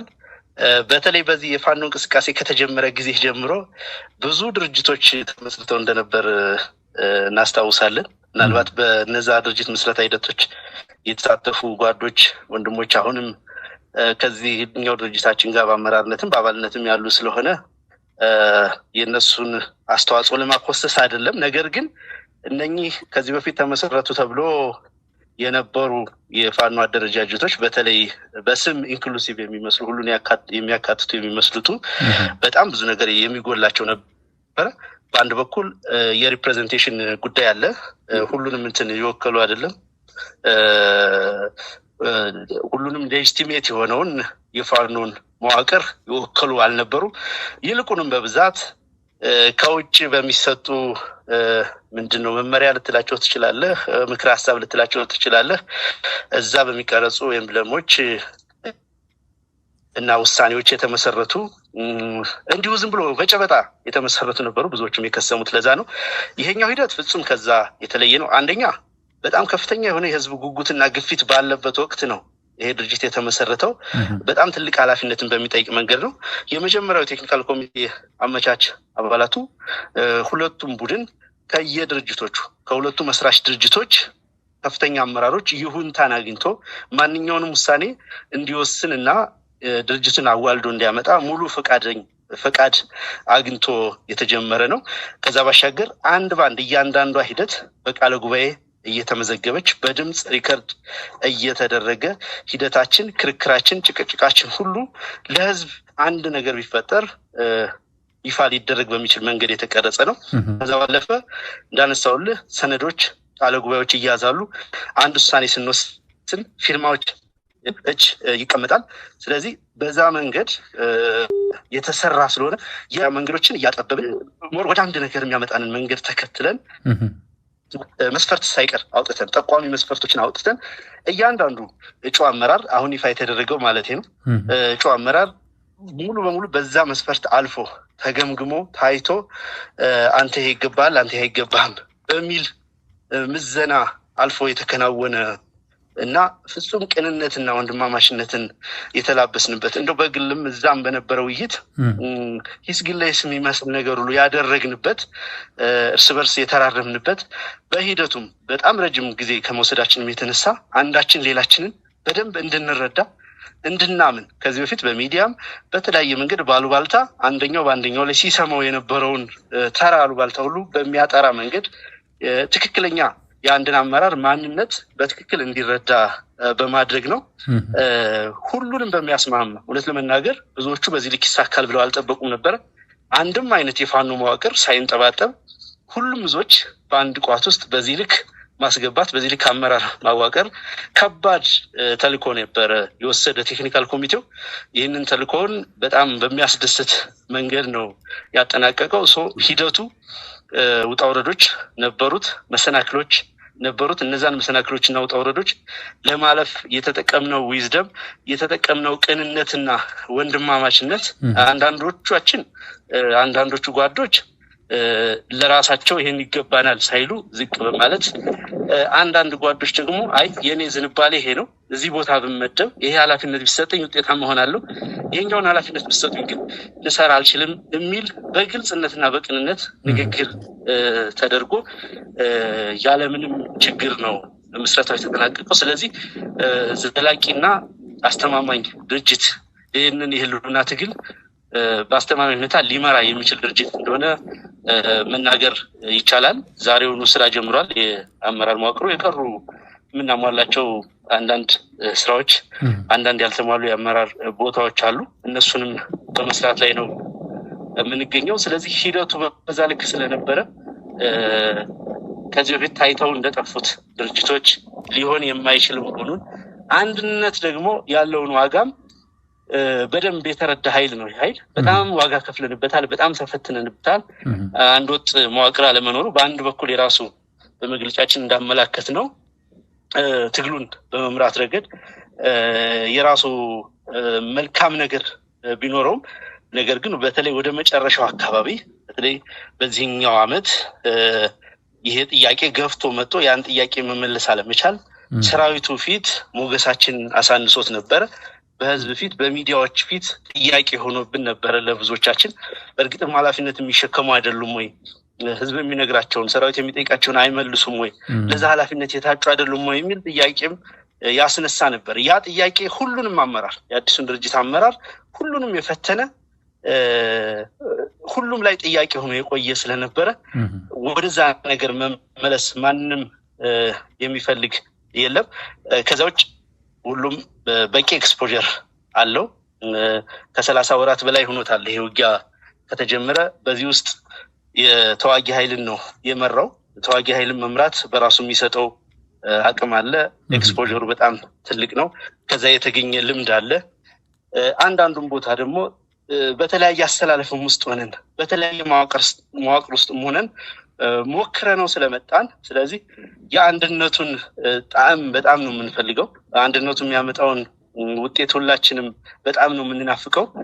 በእነዚህና ቀደምን ባነሳዋቸው በሌሎችም ምክንያቶች በድርጅቱ ዘላቂነት እና አስተማማኝነት ላይ ቅንጣት ታክል ጥርጣሬ የለኝም በእኔ በኩል። እዚህ ጋር ሌላኛውን አጫውትላችኋለሁ። ቴንኪዩ በላያ እነ በላይ ማናየ እነ በቃሉ እነሱ ናቸው ይህንን ቃለ መጠየቅ ያመጡልን። በነገራችን ላይ ደግፏቸው፣ አበርቷቸው። የአማራ ሚዲያዎችንም ሌሎችንም ሚዲያዎች አጠንክሩ። በዚህ አጋጣሚ በጣም ክብር አለኝ ለምትሰሩት ስራ ለማለት ነው ወንድሞች። ከዚህ በፊት ከነበሩ ድርጅቶቻችን ይሄን ምን ይለየዋል? እስከዛሬ ከነበሩ አንድነቶች ይሄ ለምን ይለያል?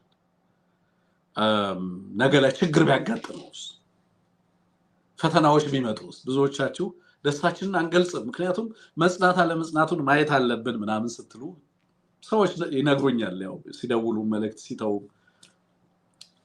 ይሄ ድርጅት የአማራ የክፍለ ዘመናት ጥያቄ ምላሽ ነው ምለው እኔ ሂደቱን፣ አፈጣጠሩን፣ የድርጅቱን ስፋትና ጥልቀት እና የደረስንበትን የፖለቲካ ግንዛቤና ንቃት ጭምር ከግንዛቤ ውስጥ አስገብቼ ነው። አርበኛ አስረስ በዚህ ትግል ውስጥ በዚህ የአማራ ትግል ውስጥ እያደሩ ዋይን ከሆኑ እያደሩ ዊዝደማቸውን እያሰፉ የምር ለህዝብ ታማኝነታቸውን እያሳዩ በየለቱ ፕሮቭን የሚሆን ሎያሊቲ ኦኬ እያንዳንዱ የአማራ ልጅ ፖቴንሻሊ በአማራ ተጠርጣሪ ነው ወደዚህ ትግል ሲገባ እያንዳንዱ አማራ የማይቀርብበት ትችት የለም እያንዳንዱ አማራ እሱኮ ገሌ እንደዚህ ነው ስም ያልሰጠነው የአማራ ልጅ አለ ብዬ ለመናገር እቸገራለሁ በእውነት እና ሶሪ መብራቷን ትንሽ ቀየር ላርጋት ብዬ ነው ስም ያልሰጠነው ሰው አልነበረም አመራር አልነበረም በምንድን ነው የምንለካቸው በምንድን ነው እነዚህ አመራሮች ሚና የሚለካው የሚለውን ግን አማራ መስመርት አላስቀመጠም ብዙዎች ማናምናቸው ስለማናውቃቸው ብዙዎቻችን ማንተማመነው ስለማንተዋወቅ ምክንያቱም በጣም ትልቅ ህዝብ ነው በእንደዚህ አይነት in the absence of centralized authority መሃል ላይ የተደራጀ ድርጅት በሌለበት ጦርነት የታወጀበት ህዝብ ጦርነቱን አስተባብሮ ራሱን ለመመከት በሚያደርገው ጥረት ውስጥ በዛ መፍጨርጨር ውስጥ immediately በዛው ማግስት አመራሩን ሊሰይም አይችልም አይታወቅም የትኞቹ ጠንካራ ተቋማቶቹ ናቸው እርስ በርሱ እንዲተዋወቅ ያደረጉት social trust የእያንዳንዱ ነገር መነሻ ነው so any covenant okay trust precedes covenant ይላል እንትና ቶማስ ሆብስ ትምምን የትኛውንም ውል ይቀድማል መተዋወቅ መተማመን so የኛ እስከዛሬ ድረስ መተማመኛ ማንጸሪያ መነጽራችን የነበረው ምንድነው ይሄ ልጅ እኔ ተወለድኩበት አካባቢ ነው ወይ የተወለደው በቃ ከዛ አምነዋለሁ ያላምነው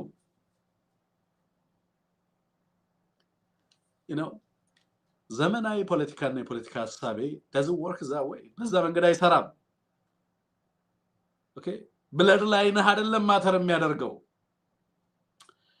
በየለቱ በመተሰራቸው ስራዎች ለህዝብና ለህዝብ ጥያቄ ባለ ያው ምላሽ በየጊዜው በየለቱ proven loyalty እነዚህ ልጆች በየለቱ ሲያድጉ በየለቱ ሲጠበቡ ነው መመለከታቸው የምሬን ነው ምላችሁ በተለየ መንገድ ሰዎችን የማድረግ ፍላጎት አይደል ኖሮኝ አይደለም ግን የነገ የኢትዮጵያ ፖለቲካል ቲንክ ታንኮች ናቸው እዚህ ጋር ማያቸው የነገዎቹን የጦር መሪዎች ነው ማየው እነዚህ ልጆች ላይ የማየው ኮሚትመንት የማየው ብስለት እንደ እድሜያቸው አይደሉም ፈተናው ይሄ አማራ የሚባለው ትልቅ ህዝብ በራሱ እና ያንን ኃላፊነት መሸከም በራሱ በየለቱ የሚሰጥህ ነገር አለ ኢንካውንተር የምታረገው ቻሌንጅ አለ በዛ ሂደት ውስጥ ነው እየበሰልክ የምትሄደው ከንግግራቸው ምረዳው ይሄንን ብስለት ነው ይሄንን አስተዋይነት ነው ምረዳው ሶ ለምንድነው ይሄ ድርጅት ከበፊቱ ድርጅት ጋዜጠኛውም የአማራ ሚዲያዎች ጠያቂ ሚዲያዎች የሚሆኑበት ነው ጋዜጠኛውም ለምንድነው ይሄ ድርጅት ከበፊቱ የሚለየው ህዝባችን እንዴት ነው ይሄንን ድርጅት መቀበል ያለበት ሲለው ይሄ ድርጅት just randomly pop up አላረገም ዝም ብሎ አልበቀለም ያው መስዋዕትነት ከፍተኛ የህዝብ ጥያቄ ሂደቱ እጅግ ሪገረስ የሆነ በብዙ ጥያቄዎች በብዙ ፈተናዎች እያንዳንዱ መስፈርት እየተመለሰ በአንድ ጉዳይ ላይ በርካታ ጉባኤ እየተደረገ መተማመኛዎች እየተመሰረቱ በዛ ላይ ወንድማማችነቱ ቀንነቱ መተማመኑ የፈጠረውን ነገር ያነሳ ነበር የነበረው ይሄን ድርጅት ለየት የሚያደርገው እሱ ነው ለዚህ ነው በነገራችን ጉለት የለውም ይያልና አይደል ድርጅቱ ጉለት ሊኖረው ይችላል ግን ከዚህ በኋላ የአማራን ድርጅቶች የበተንን አይደለም ጉለቶችን የምናረመው ድርጅቱ በራሱ የውስጥ ትግል በራሱ የውስጥ አሰራርና ዲሞክራሲያዊነት ሂደቶችን እያጠራ ያሉ ጋፖችን ይሞላል ኦኬ የአመራር ምደባ በተደረገ በሳምንቱ በ15 በወራቶች ውስጥና በሁለት ወራቶች ውስጥ አመራሩ አፈጻጸሙ ተገምግሞ ውጤት ካላመጣ ጦርነት ውስጥ ነው ያለው በመትሰራውና በመታመጣው ውጤት ልክ ነው የምትለካው ስለዚህ አዲስ አመራርና ምደባ እየተደረገ ሊሄድ ይችላል ህያው የሚሆነው ማን ነው ድርጅታዊ አሰራሩ ነው ይሄንን መላበስ ይጠይቃል አያችሁ አዲስ ዘመን አዲስ አስተሳሰብ ነው ለድርጅታዊ አሰራር ብዙዎቻችን ኦርድነን እንደ ማህበረሰብም ብዙ የተቸገርንበት ጉዳይ ስለነበረ ማለት ነውና አሁን ከበፊቶቹ ድርጅቶች የተለየ መሆኑን ኢንክሉሲቭ ነው የእያንዳንዱ የሪፕሬዘንቴሽን ቻሌንጆችና ኢሹዎችን በደንብ የውክልና ቀውስ ችግሮች የእያንዳንዱ የአማራ ወጥመዶች ነበሩ ባይዘው የአማራ ድርጅት በዲያስፖራ መስርተው በሀገር ቤት የሃይማኖት ተቋም አድርገው የቢዝነስ ተቋም በመሰረትከው በማግስቱ የሚገጥመው ትልቁ ቻሌንጅ ምንድነው የሪፕሬዘንቴሽን ቻሌንጅ ነው አማራው ተቧድኖ ይመጣል ኦኬ ተቧድኖ ይመጣል በኮታ ነው የሚመጣው ከኛ ሰፈር 6 ከነሱ ሰፈር 4 እያለ ይቆጥራል ኦኬ ይሄ ደግሞ ተሸክመን የመጣ ነው ኮተት ነው አላራገፍ ነው አዲስ የፖለቲካ ንቃት አልጨመርንበትም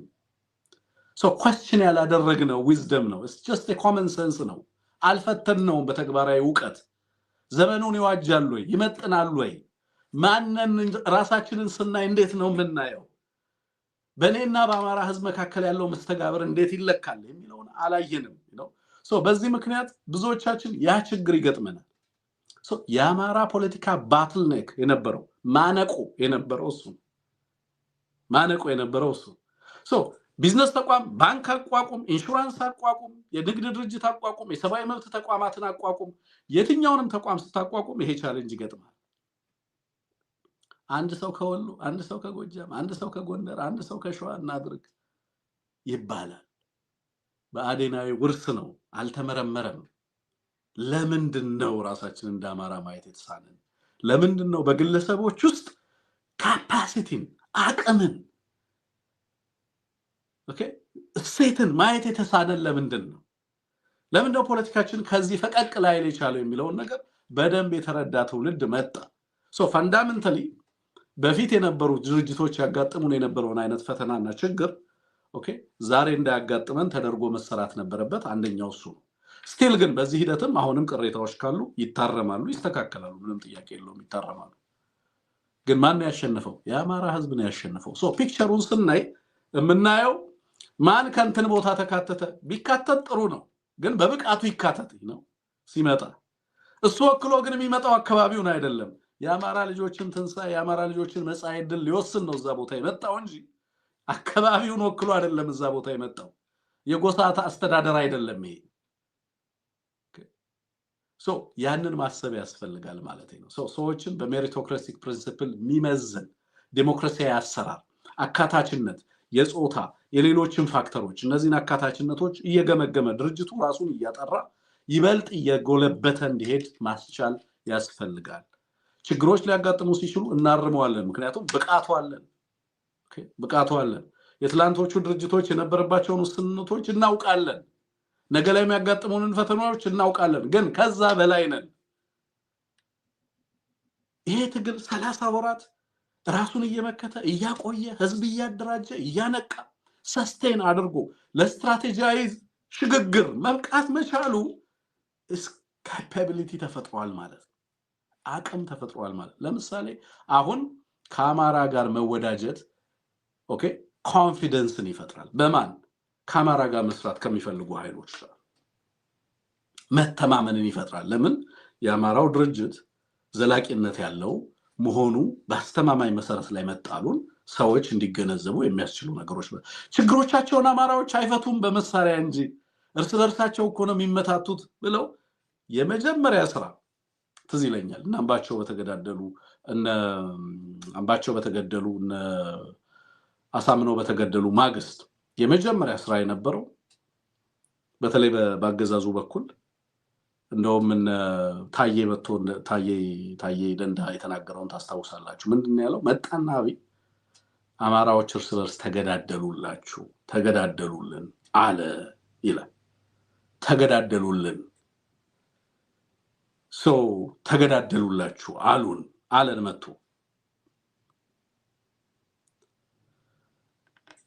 ጥያቄዎቻቸውን በሰላማዊ መንገድ መፍታት አይችሉም ማለት ነው እነዚህ ሰዎች ሚሊተንት ናቸው ትንሽዬ የፖለቲካ ችግር ሲያጋጥማቸው መካከላቸው ፈጥነው የሚሄዱት ወደ ወታደራዊ ምላሽ ነው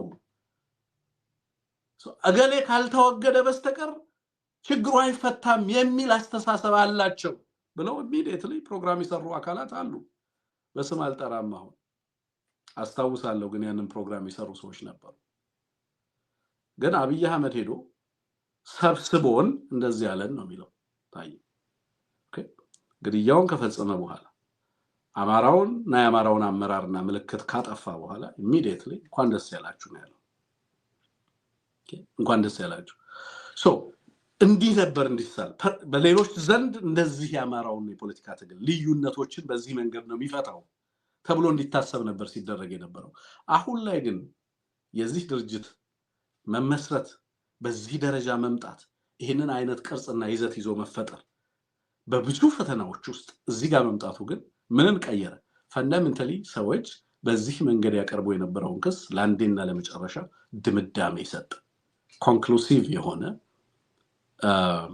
ውሳኔ ነው የሰጠው። አማራዎች ልዩነቶቻቸውን በውይይት ፈተው ጠንካራ ድርጅቶችን ማቆም የሚችሉ መሆናቸው በየትኛውም አይነት ተጽዕኖ ውስጥ ሆነው ሉክ በጦርነት ሁኔታ ውስጥ ሆኖ ድርጅት ማቆምና ኖርማሊ በሌሎች አይነት የተርላ ወቅት ድርጅት ማቆም በጣም የተለያየ ነገር። ስለዚህ በዚህ ደረጃ ለእንደዚህ አይነት ክሶች ምላሽ የሰጠ መሆኑን ማረጋገጥ ማወቅ ያስፈልጋል። ሌላው በህዝቡ ዘንድ ያለው ከፍተኛ ጉጉትና ጥበቃ ነበር። አስረስ ያነሳው እነዚህን መሰረታዊ ጉዳዮች ነው። ድርጅቱ ከበፊቶቹ ድርጅቶች በተለየ መንገድ በርካታ ጥያቄዎቻችንን ከዚህ በፊት የተፈተነባቸውን ጉዳዮች ምላሽ ሰጥቷል ነው የሚለው። ምላሽ ሰጥቷል ነው የሚለው። በጣም ኢንትረስቲንግ ነው። ስለዚህ ከህዝባችን ምን ይጠበቃል? የቀሩ ጉለቶች ካሉ አሁንም ድርጅቱ እንደዚህ አይነት ጉለቶችን እንዲፈታ እድል እየሰጠን የመጣበትን ሂደት አፕሪሺየት እያደረግን ተቋማዊ አሰራሩ ተጠብቆ እንዲቀጥል ድርጅቱ ትልቅ ኢምፓክት እንዲፈጥር ለማድረግ የየራሳችንን ኃላፊነት እንድንወጣ ይጠበቃል ማለት ነው። ይሄንን ለማከል ነው። ሌላ ያነሳቸው ነጥቦች አሉ፣ አሰማን።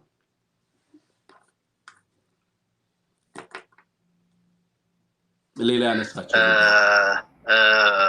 ሚሊሻቸው በጣም ብዙ ነገር ሲያደርግ የነበረው አንደኛውን እንዳጠለሻ አንደኛውን እንደጠላ አድርጎ ሲያወሩ የነበረው በድራፍት ቤት ይሄ ማውዝ ቱ ማውዝ ባለ ኮሚኒኬሽን ራሱ ብዙ ስራ ሲሰራ ነው የቆየው የፋኖ አንድነት እንዳይመጣ።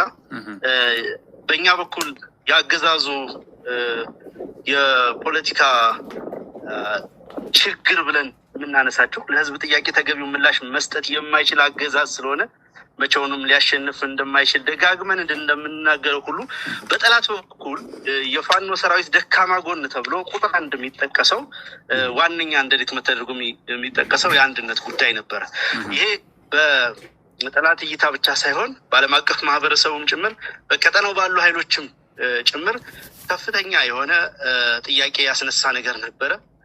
አይተ እንደሆነ አርቲክሎች ሲጻፉም ሌሎች ነገሮች ሲደረጉም የተለያየ ፍራክሽን ያለው ኃይል ተብሎ ነው እየተጠቀሰ ያለው። ያ በከፍተኛ ሁኔታ ሞገሳችን አሳንሶት የነበረው ይህንን ደግሞ አገዛዙ በደንብ ካፒታላይዝ አድርጎ ከፍ አድርጎ አጉልቶ ሲጠቀምበት ነው የቆየው። ስለዚህ ይሄ አንድነት በዚህ ሁኔታ በዚህ ፍጥነት ሰላማዊ አስተማማኝ በሆነ መንገድ ሁሉንም በሚያስማማ መንገድ ማንም ቅሬታ በማያቀርብበት መንገድ መሰራቱ ከፍተኛ የሆነ መደናበር ፈጥሯል። በሰራዊታችን በኩል ከፍተኛ ደስታና በራስ የመተማመን ስሜት ኮንፊደንስ ፈጥሯል። በእርግጥም አገዛዙን ማስወገድ በእርግጥም መንግስት መሆን የሚችል አመራር አለን፣ እርስ በርሱ የሚዋደድ የሚግባባ አመራር አለን የሚል ትልቅ መተማመን ፈጥሯል። ከአንድ ቀጠና ወደ ሌላ ቀጠና፣ ከጎጃም ወደ ጎንደር፣ ከጎንደር ወደ ሸዋ፣ ከሸዋ ወደ ወሎ ሰራዊቱ እየተደዋወለ እንኳን ደስ አላችሁ እየተባባለ ነበረ። የህዝቡ ስሜት መቼም ለመግለጽ ቃላት ያጥራል። ከፍተኛ ደስታ ነው የተሰማው። እንኳን ደስ አላችሁ መልእክቶችን ማስተናገድ በማንችልበት ደረጃ በዲያስፖራ በኩልም የተፈጠረው ስሜት በጣም በጣም ልዩ ነበረ። አንዳንዱ ነገር በጣም የጥፋተኝነት ስሜት ጭምር እንዲሰማ ያደርጋል።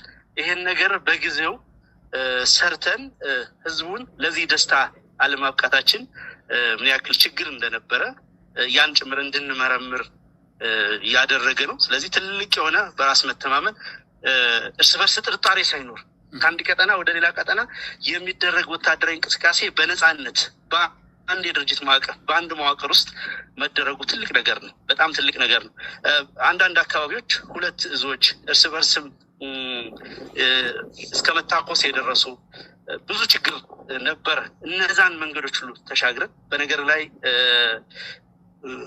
መሀል ላይ የውይይት ሂደቱ በሚከናወንበት ጊዜ አንዱ የሰራነው መልካም ስራ ከዚህ በፊት የነበሩ አንድ ቀጠና ላይ ያሉ ሁለት እዞች መካከል ይከሰቱ የነበሩ ግጭቶችን በማስቆም የቴክኒካል ኮሚቴው ከፍተኛ ኃላፊነት የተሞላበት ስራ ሰርቷል። ታዛቢዎቹም ሽማግሌዎቹም ጭምር ማለት ነው። ያንን ሁሉ ኃላፊነት ተወስዶ ነው የተሰራው። ገና ውይይት ከጀመር ማግስት ጀምሮ ነገሮች መቀዝቀዝ፣ እርስ በርስ ግንኙነቶች መልካም ወደ መሆን ነው ወዲያውኑ የተሸጋገሩት። ስለዚህ ለአብነት ብታነሳ በሸዋ ያለው የአሳምነው እዝና ሸዋ ጠቅላይ ግዛት እዝ ይባል የነበረው በተናጠል ሁለቱም ከፍተኛ ተጋድሎ ሲያደርጉ የቆዩ እዞች ናቸው። እነኚህ ሰራዊት አባላት በአንድ መዋቅር በአንድ ማዕቀፍ ውስጥ ሲገቡ ምን ተአምር ሊሰሩ እንደሚችሉ ከወዲሁ ኢማጂን ማድረግ ከወዲሁ መገመት በጣም በጣም ምንድን ነው የሚለው አስረስ እዚህ ጋር በሰራዊቱ ዘንድ የማንጠብቀውን ነገር ነው ያየነው ነው የሚለው።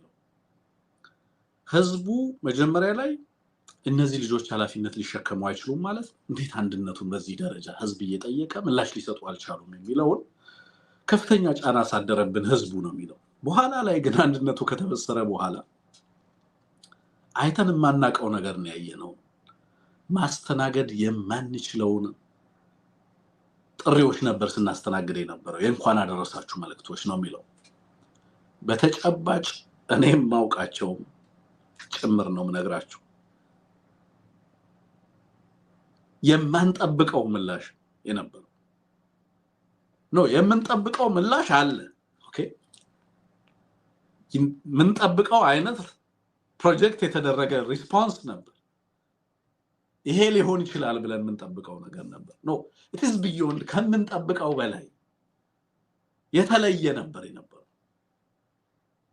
ቅድም እንዳልኳችሁ በየዘርፉ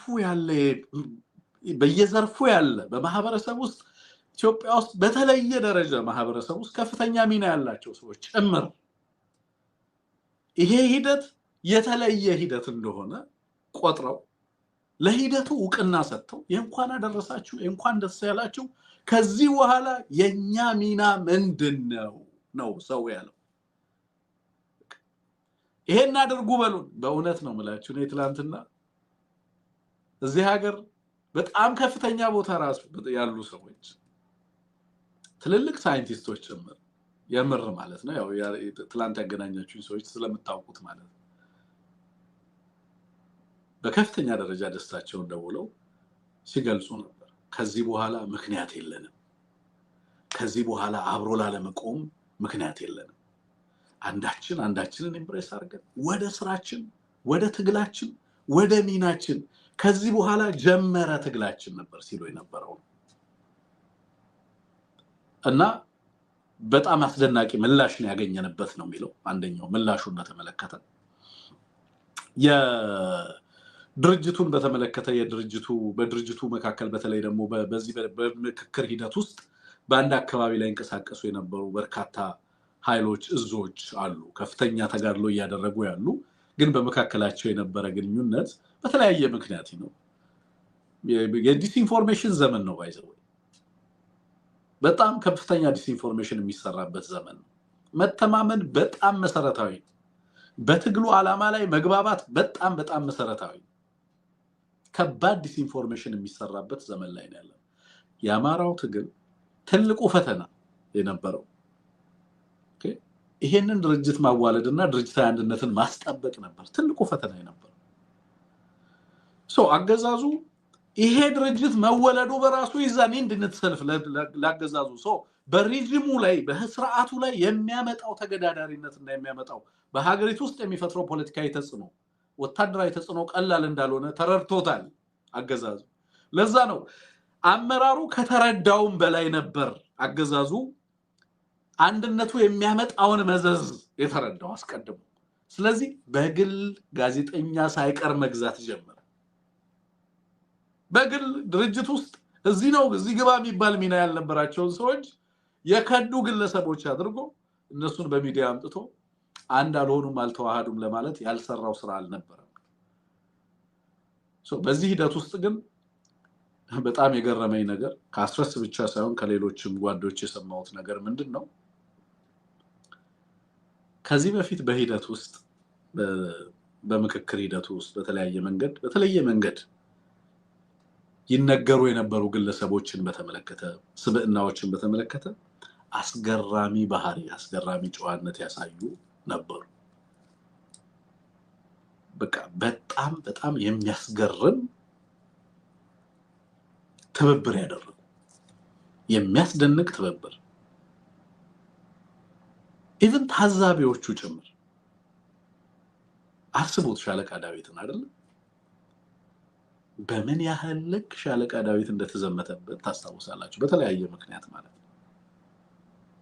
ግን በዚህ ሂደት ውስጥ የነበረውን ሚና ደግሞ ስትመለከቱ የፈጠረውንና በዚህ እድሜው እንዲሳካ ያደረገውን ነገር ደግሞ ስትመለከቱ በትግል ውስጥ በአንድ አካባቢ ላይ የነበሩ ኃይሎች በመካከላቸው በርካታ ቅራኔዎች የነበሩ የመጡበት ደረጃ ያሳዩት መተማመን ያሳዩት ወንድማማችነትና ፍቅር መተማመን በጣም የሚያስደንቅ ነበር ነው እያለን ያለው አስረስ በዚህ ንግግሩ እሱን ነው እያስረዳን ያለው። በጣም በቃ የድርጅት ትልቁ አስኳል ይሄን ትልቁ መሰረቱ ይሄ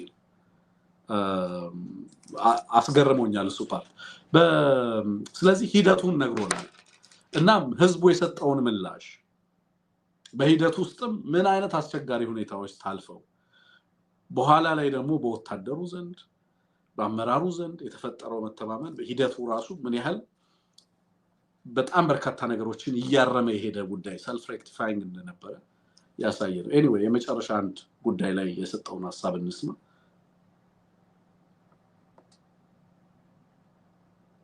ዝግጁ ከሆነ አሰማን ቴክኒሻናችን። የጦርነት በይፋ ከመጀመሩ በፊት በነበረው ፌዝ እና ብዙዎቻችን የተሳተፍንባቸው ፌዞች በተለይ የሰሜኑ የትግራይ ጦርነት ጋር በተያያዘ ተፈጥሮ የነበረ መሳሪያ የመታጠቅ የመሰልጠን ኦፖርቹኒቲን በመጠቀም በአጠቃላይ ብሔርተኝነቱን ሊሸከም ሊያስቀጥል የሚችለውን ትውልድ ሞቢላይዝ የማድረግ ስራ ተሰርቷል እና ያ የሞቢላይዜሽን ደረጃ ካለፈ በኋላ አገዛዙ በይፋ ጦርነት በአማራ ላይ በጀመረ ጊዜ ጀምሮ ደግሞ የመከታ ስራዎች ነው ሲሰሩ የቆዩት።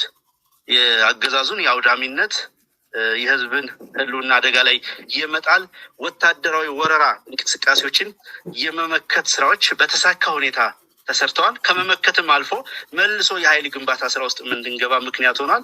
በርካታ የቡድን መሳሪያዎችን በመማረክ በርካታ የጠላትን ዩኒቶች በመደምሰስ ትልቅ የሆነ የመዋጋት ስነ ልቦናን በመላበስ በስልጠና በመደራጀት ዓለም አቀፍ ተሰሚነታችን እንዲያድግ በማድረግ ቀጠናው ላይ አንድ ኃይል ሆነን እንድንታይ በማድረግ በጣም በርካታ ደረጃዎችን አልፏል። ያንን በተሳካ ሁኔታ ነው ያጠናቀቅ ነው። ስለዚህ ወደ ሌሎች ትላልቅ ስትራቴጂካዊ ግቦች ለመንደርደር ያስፈልገን የነበረው የአንድነት ጉዳይ ነው። በዋናነት ስትራቴጂካዊ ግባችን የምንለው አገዛዙን ማስወገድ ነው በዋናነት። ከዚሁ ጋር የሚገናኝና እሱን በማስወገድ ጎን ለጎን ሊከወኑ የሚገባቸውም ሌሎች ስራዎች ይኖራሉ። ለምሳሌ የዲፕሎማሲ ስራዎቻችን እስካሁን ድረስ ተናጥላዊ 2-3 ሆነን ያለን በመሆናችን ቁጥራችን በመብዛቱ ምክንያት ዲፕሎማቲክ ኢንጌጅመንት ለማድረግ እንቅፋት ሆኖብን ቆይተዋል። የቀጠናው ኃይሎች ጋር ለሚደረግ ትብብርም እንዲሁ እንቅፋት ሆኖ ቆይቷል። የአንድነታችን ጉዳይ አሁን የቀጠናው ኃይሎችን ማስተባበር እና አገዛዙን ማስወገድ ከዚሁ ከስትራቴጂካዊ ግቦቻችን ጋር የሚገናኝ ስለሆነ ከሌሎች ኢትዮጵያ ውስጥ ካሉ በአፍሪካ ቀንድ ቀጠና ካሉ የፖለቲካ ኃይሎች ጋር በጋራ ለመስራት አንድ ወጥ ድርጅት አንድ መሪ ያስፈልገን ነበረ። ያንን ማሳካታችን ከዚህ በፊት በተናጠል የተጀመሩትንም ወደፊት ለመግፋት እንደ አዲስም ለመጀመር ትልቅ ነገር የሚያመጣ ነው። በዲፕሎማቲክ ማህበረሰቡና በዚህ በምዕራባውያን በኩል የሚኖረው እይታም ሙሉ በሙሉ የሚቀይር ነው። ያ እይታ መቀየሩ በአንድ በኩል ለጠላት የሚደረግለት ስልታዊ ድጋፍ በማቴሪያል፣ በገንዘብ፣ በሞራል፣ በእውቅና በተለያየ መንገድ የሚደረገው ድጋፍ እንዲቀንስ ያደርገዋል። በሌላ በኩል ደግሞ ለወገን ኃይል ለድርጅታችን የሚኖረው እይታ 100% ይቀየራል። አገዛዙ ሲወገድ ተተኪ ኃይል ይፈልጋል። ተተኪ ፖለቲካ ኃይል፣ ተተኪ ወታደራዊ ኃይል ይፈልጋል። ለዛ አማራጭ ኃይል ሆነን መታየት አለብን። ይህን አማራጭ ኃይል ሆነን ለመታየት ደግሞ በዚህ በቀጠናው መልካ ቀጠናዊ አመለካከት ውስጥ አንድ አካል አንድ ፕሌየር ትልቅ ተጫዋች ሆነን መገኘት ይጠበቅብናል። ለዛ ራሳችን ማዘጋጀታችን እንደገና ተመልሶ የሚፈጥርልን የተለየ አቅም ይኖራል ማለት ነው። እነኚህን ነገሮች ለማመላከት እና የመጨረሻውን ስትራቴጂክ ግብ ወይም አገዛዙን የማስወገድ ተልዕኮ ለማሳካት ይጠቅመናል በሚል ነው ያ ነገር ለመገለጽ የተሞከረው። ስትራቴጂካዊ እንቅስቃሴዎች ናቸው ከዚህ በኋላ። ቅድም እንዳለው ከዚህ በፊት ሲደረጉ የነበሩ ነገሮች በዋናነት ራስን የማብቃትና ድርጅታዊ ቁመናን የማጠናከር ኦፕሬሽናል እና ታክቲካል የሆኑ ስራዎች ነበሩ ሲሰሩ የነበሩት በብዛት የነበረው። አሁን ወደ ስትራቴጂክ ማጥቃት፣ ወደ ስትራቴጂያዊ ዲፕሎማሲ፣ ወደ ስትራቴጂክ ትብብር፣ ወደ ስትራቴጂክ ሽግግር የሚያመሩ ናቸው ነው የሚለው። በሁሉም መመዘኛ አሁን ላይ የተፈጠረው አቅም ከዚህ በኋላ የሚሰራቸው ስራዎች ተናጥላዊ አይሆኑም። በርካታ ኃይል አሰላለፍ ስለነበረ በመካከላችን ፍራግሜንቴሽኑ ነበር። ያ ደግሞ በሌሎች ኃይሎች እንድንታይ ያደርግ የነበረው እንታይበት የነበረው እይታ በተመለከተ ከፍተኛ ተጽዕኖ የፈጠረ ነበር ነው የሚለው። ዲፕሎማትስ አፍተር ዲፕሎማትስ የእያንዳንዱ አካባቢ ዴሊጌሽን በየዘርፉ የተፈጠረው መተራመስ በተቋማት ውስጥ በማህበራት ውስጥ ሰልፍ በ29 ተጠርቶ በ30 ይጠራ ነበር። በአንድ አካባቢ ላይ በጣም በርካታ ትርምስ ነበር የነበረው እና that changed forever ተቀየረ። ትግሉ የመጣበት ሌቭል ኦፍ ማቹሪቲ የእድገት ደረጃው ይሄንን ሽግግር ይሄንን ስትራቴጂካዊ አመራር ለመስጠት የሚያስችል ቁመና ላይ መምጣት መቻሉን የሚያሳይ ነው። ዩኒፋይድ የሆነ ወጥነት ያለው ጠንካራ መሰረት ያለው ሰፊ የሊደርሺፕ ፑል ያለው ሰፊ መዋቅር ያለው በህግ በስርዓት በደንብ በተጠያቂነትና በኃላፊነት ስሜት የሚሰራ ተቋም መወለድ መቻሉ ከዚህ በኋላ ስራችንን የተቃና ተደማጭነታችንን ወጥነት ያለው ተደማጭነት እንዲፈጠር የሚያስችል ነው። በሀገሪቱ ውስጥም በዓለም አቀፍም በቀጠናው ላይ ያለውን ትብብር በተመለከተ ከዚህ በኋላ ሊደርሺፕ መስጠት የሚቻልበትን አቅም ገንብተናል ነው እያለ ያለው። አቤት የመጀመሪያው ጥሪ ሲመጣ በዚህ በዲያስፖራ በተለይ የሚኖረውን ምላሽ እያሰብኩ ጓጓለሁ። የምር ማለት እንዴት ድብልቅልቁ እንደሚወጣ አይቼዋለሁ። ኦልሬዲ የዛን ማይክሮ እንትን አይቼዋለሁ በህዝቡ ሪአክሽን ያስናስተናግድ በነበረው ስልክ ማለት ነው። ቀጣይ አቅጣጫዎችና ተልእኮዎች ሲመጡ ደግሞ በምን ያህል ደረጃ ተአምር ሊፈጠር እንደሚችል በዲያስፖራው መገመት እችላለሁ። በዲያስፖራው በሀገር ውስጥ ትብብር በቀጠናዊ ትብብር በጣም በርካታ ስራዎችን ከዚህ በኋላ የእድገት ደረጃው እና የሚሰጠው ሊደርሺፕም በዛ ደረጃ የተለየ ተገዳዳሪ ዲፕሎማሲ ተገዳዳሪ ኃይል አማራጭ አሁን እንዳልኳችሁ ጦርነቱን የመዋጋት ብቻ ሳይሆን እንግዲህ በአርበኛ አስረስ ንግግር ጦርነትን የማድረግ not just only conducting the war ነው የሚለው ጦርነቱን ማድረግ ብቻ ሳይሆን አመራር ቀጣይ ስርዓታዊ ለውጥ ላይ የጋራ ኮንሰንሰስን ቢልድ የምናደርገው ነገ አይደለም። ስርዓቱ ተገርሰሶ ሳይሆን እየተገረሰሰ ባለበት ሂደት ውስጥ ቀጣይ ቤት ስራዎች መሰራት የሚችሉበት ጊዜ ላይ መጣን ነው የሚለው። አመራሩ ሁለት ኃላፊነት ይኖርበታል ማለት ነው። የጦርነቱን ሂደትና ውጤት መወሰን and ሽግግሩን መምራት አለበት ማለት ነው። ለዛ ተዘጋጅታችኋል ወይ ነው እያለን ያለው እና የአማራ ህዝብ ሌሎች ኢትዮጵያውያንም አይ ቲንክ በቀጣይ ለዚህ ትብብር ለዚህ ሂደት ራሳቸውን ከወዲሁ ዝግጅት ማድረግ አለባቸው። I really appreciate በሶማሌዎች በኩል ያለውን መነሳሳት እያየው ነው ያለውት።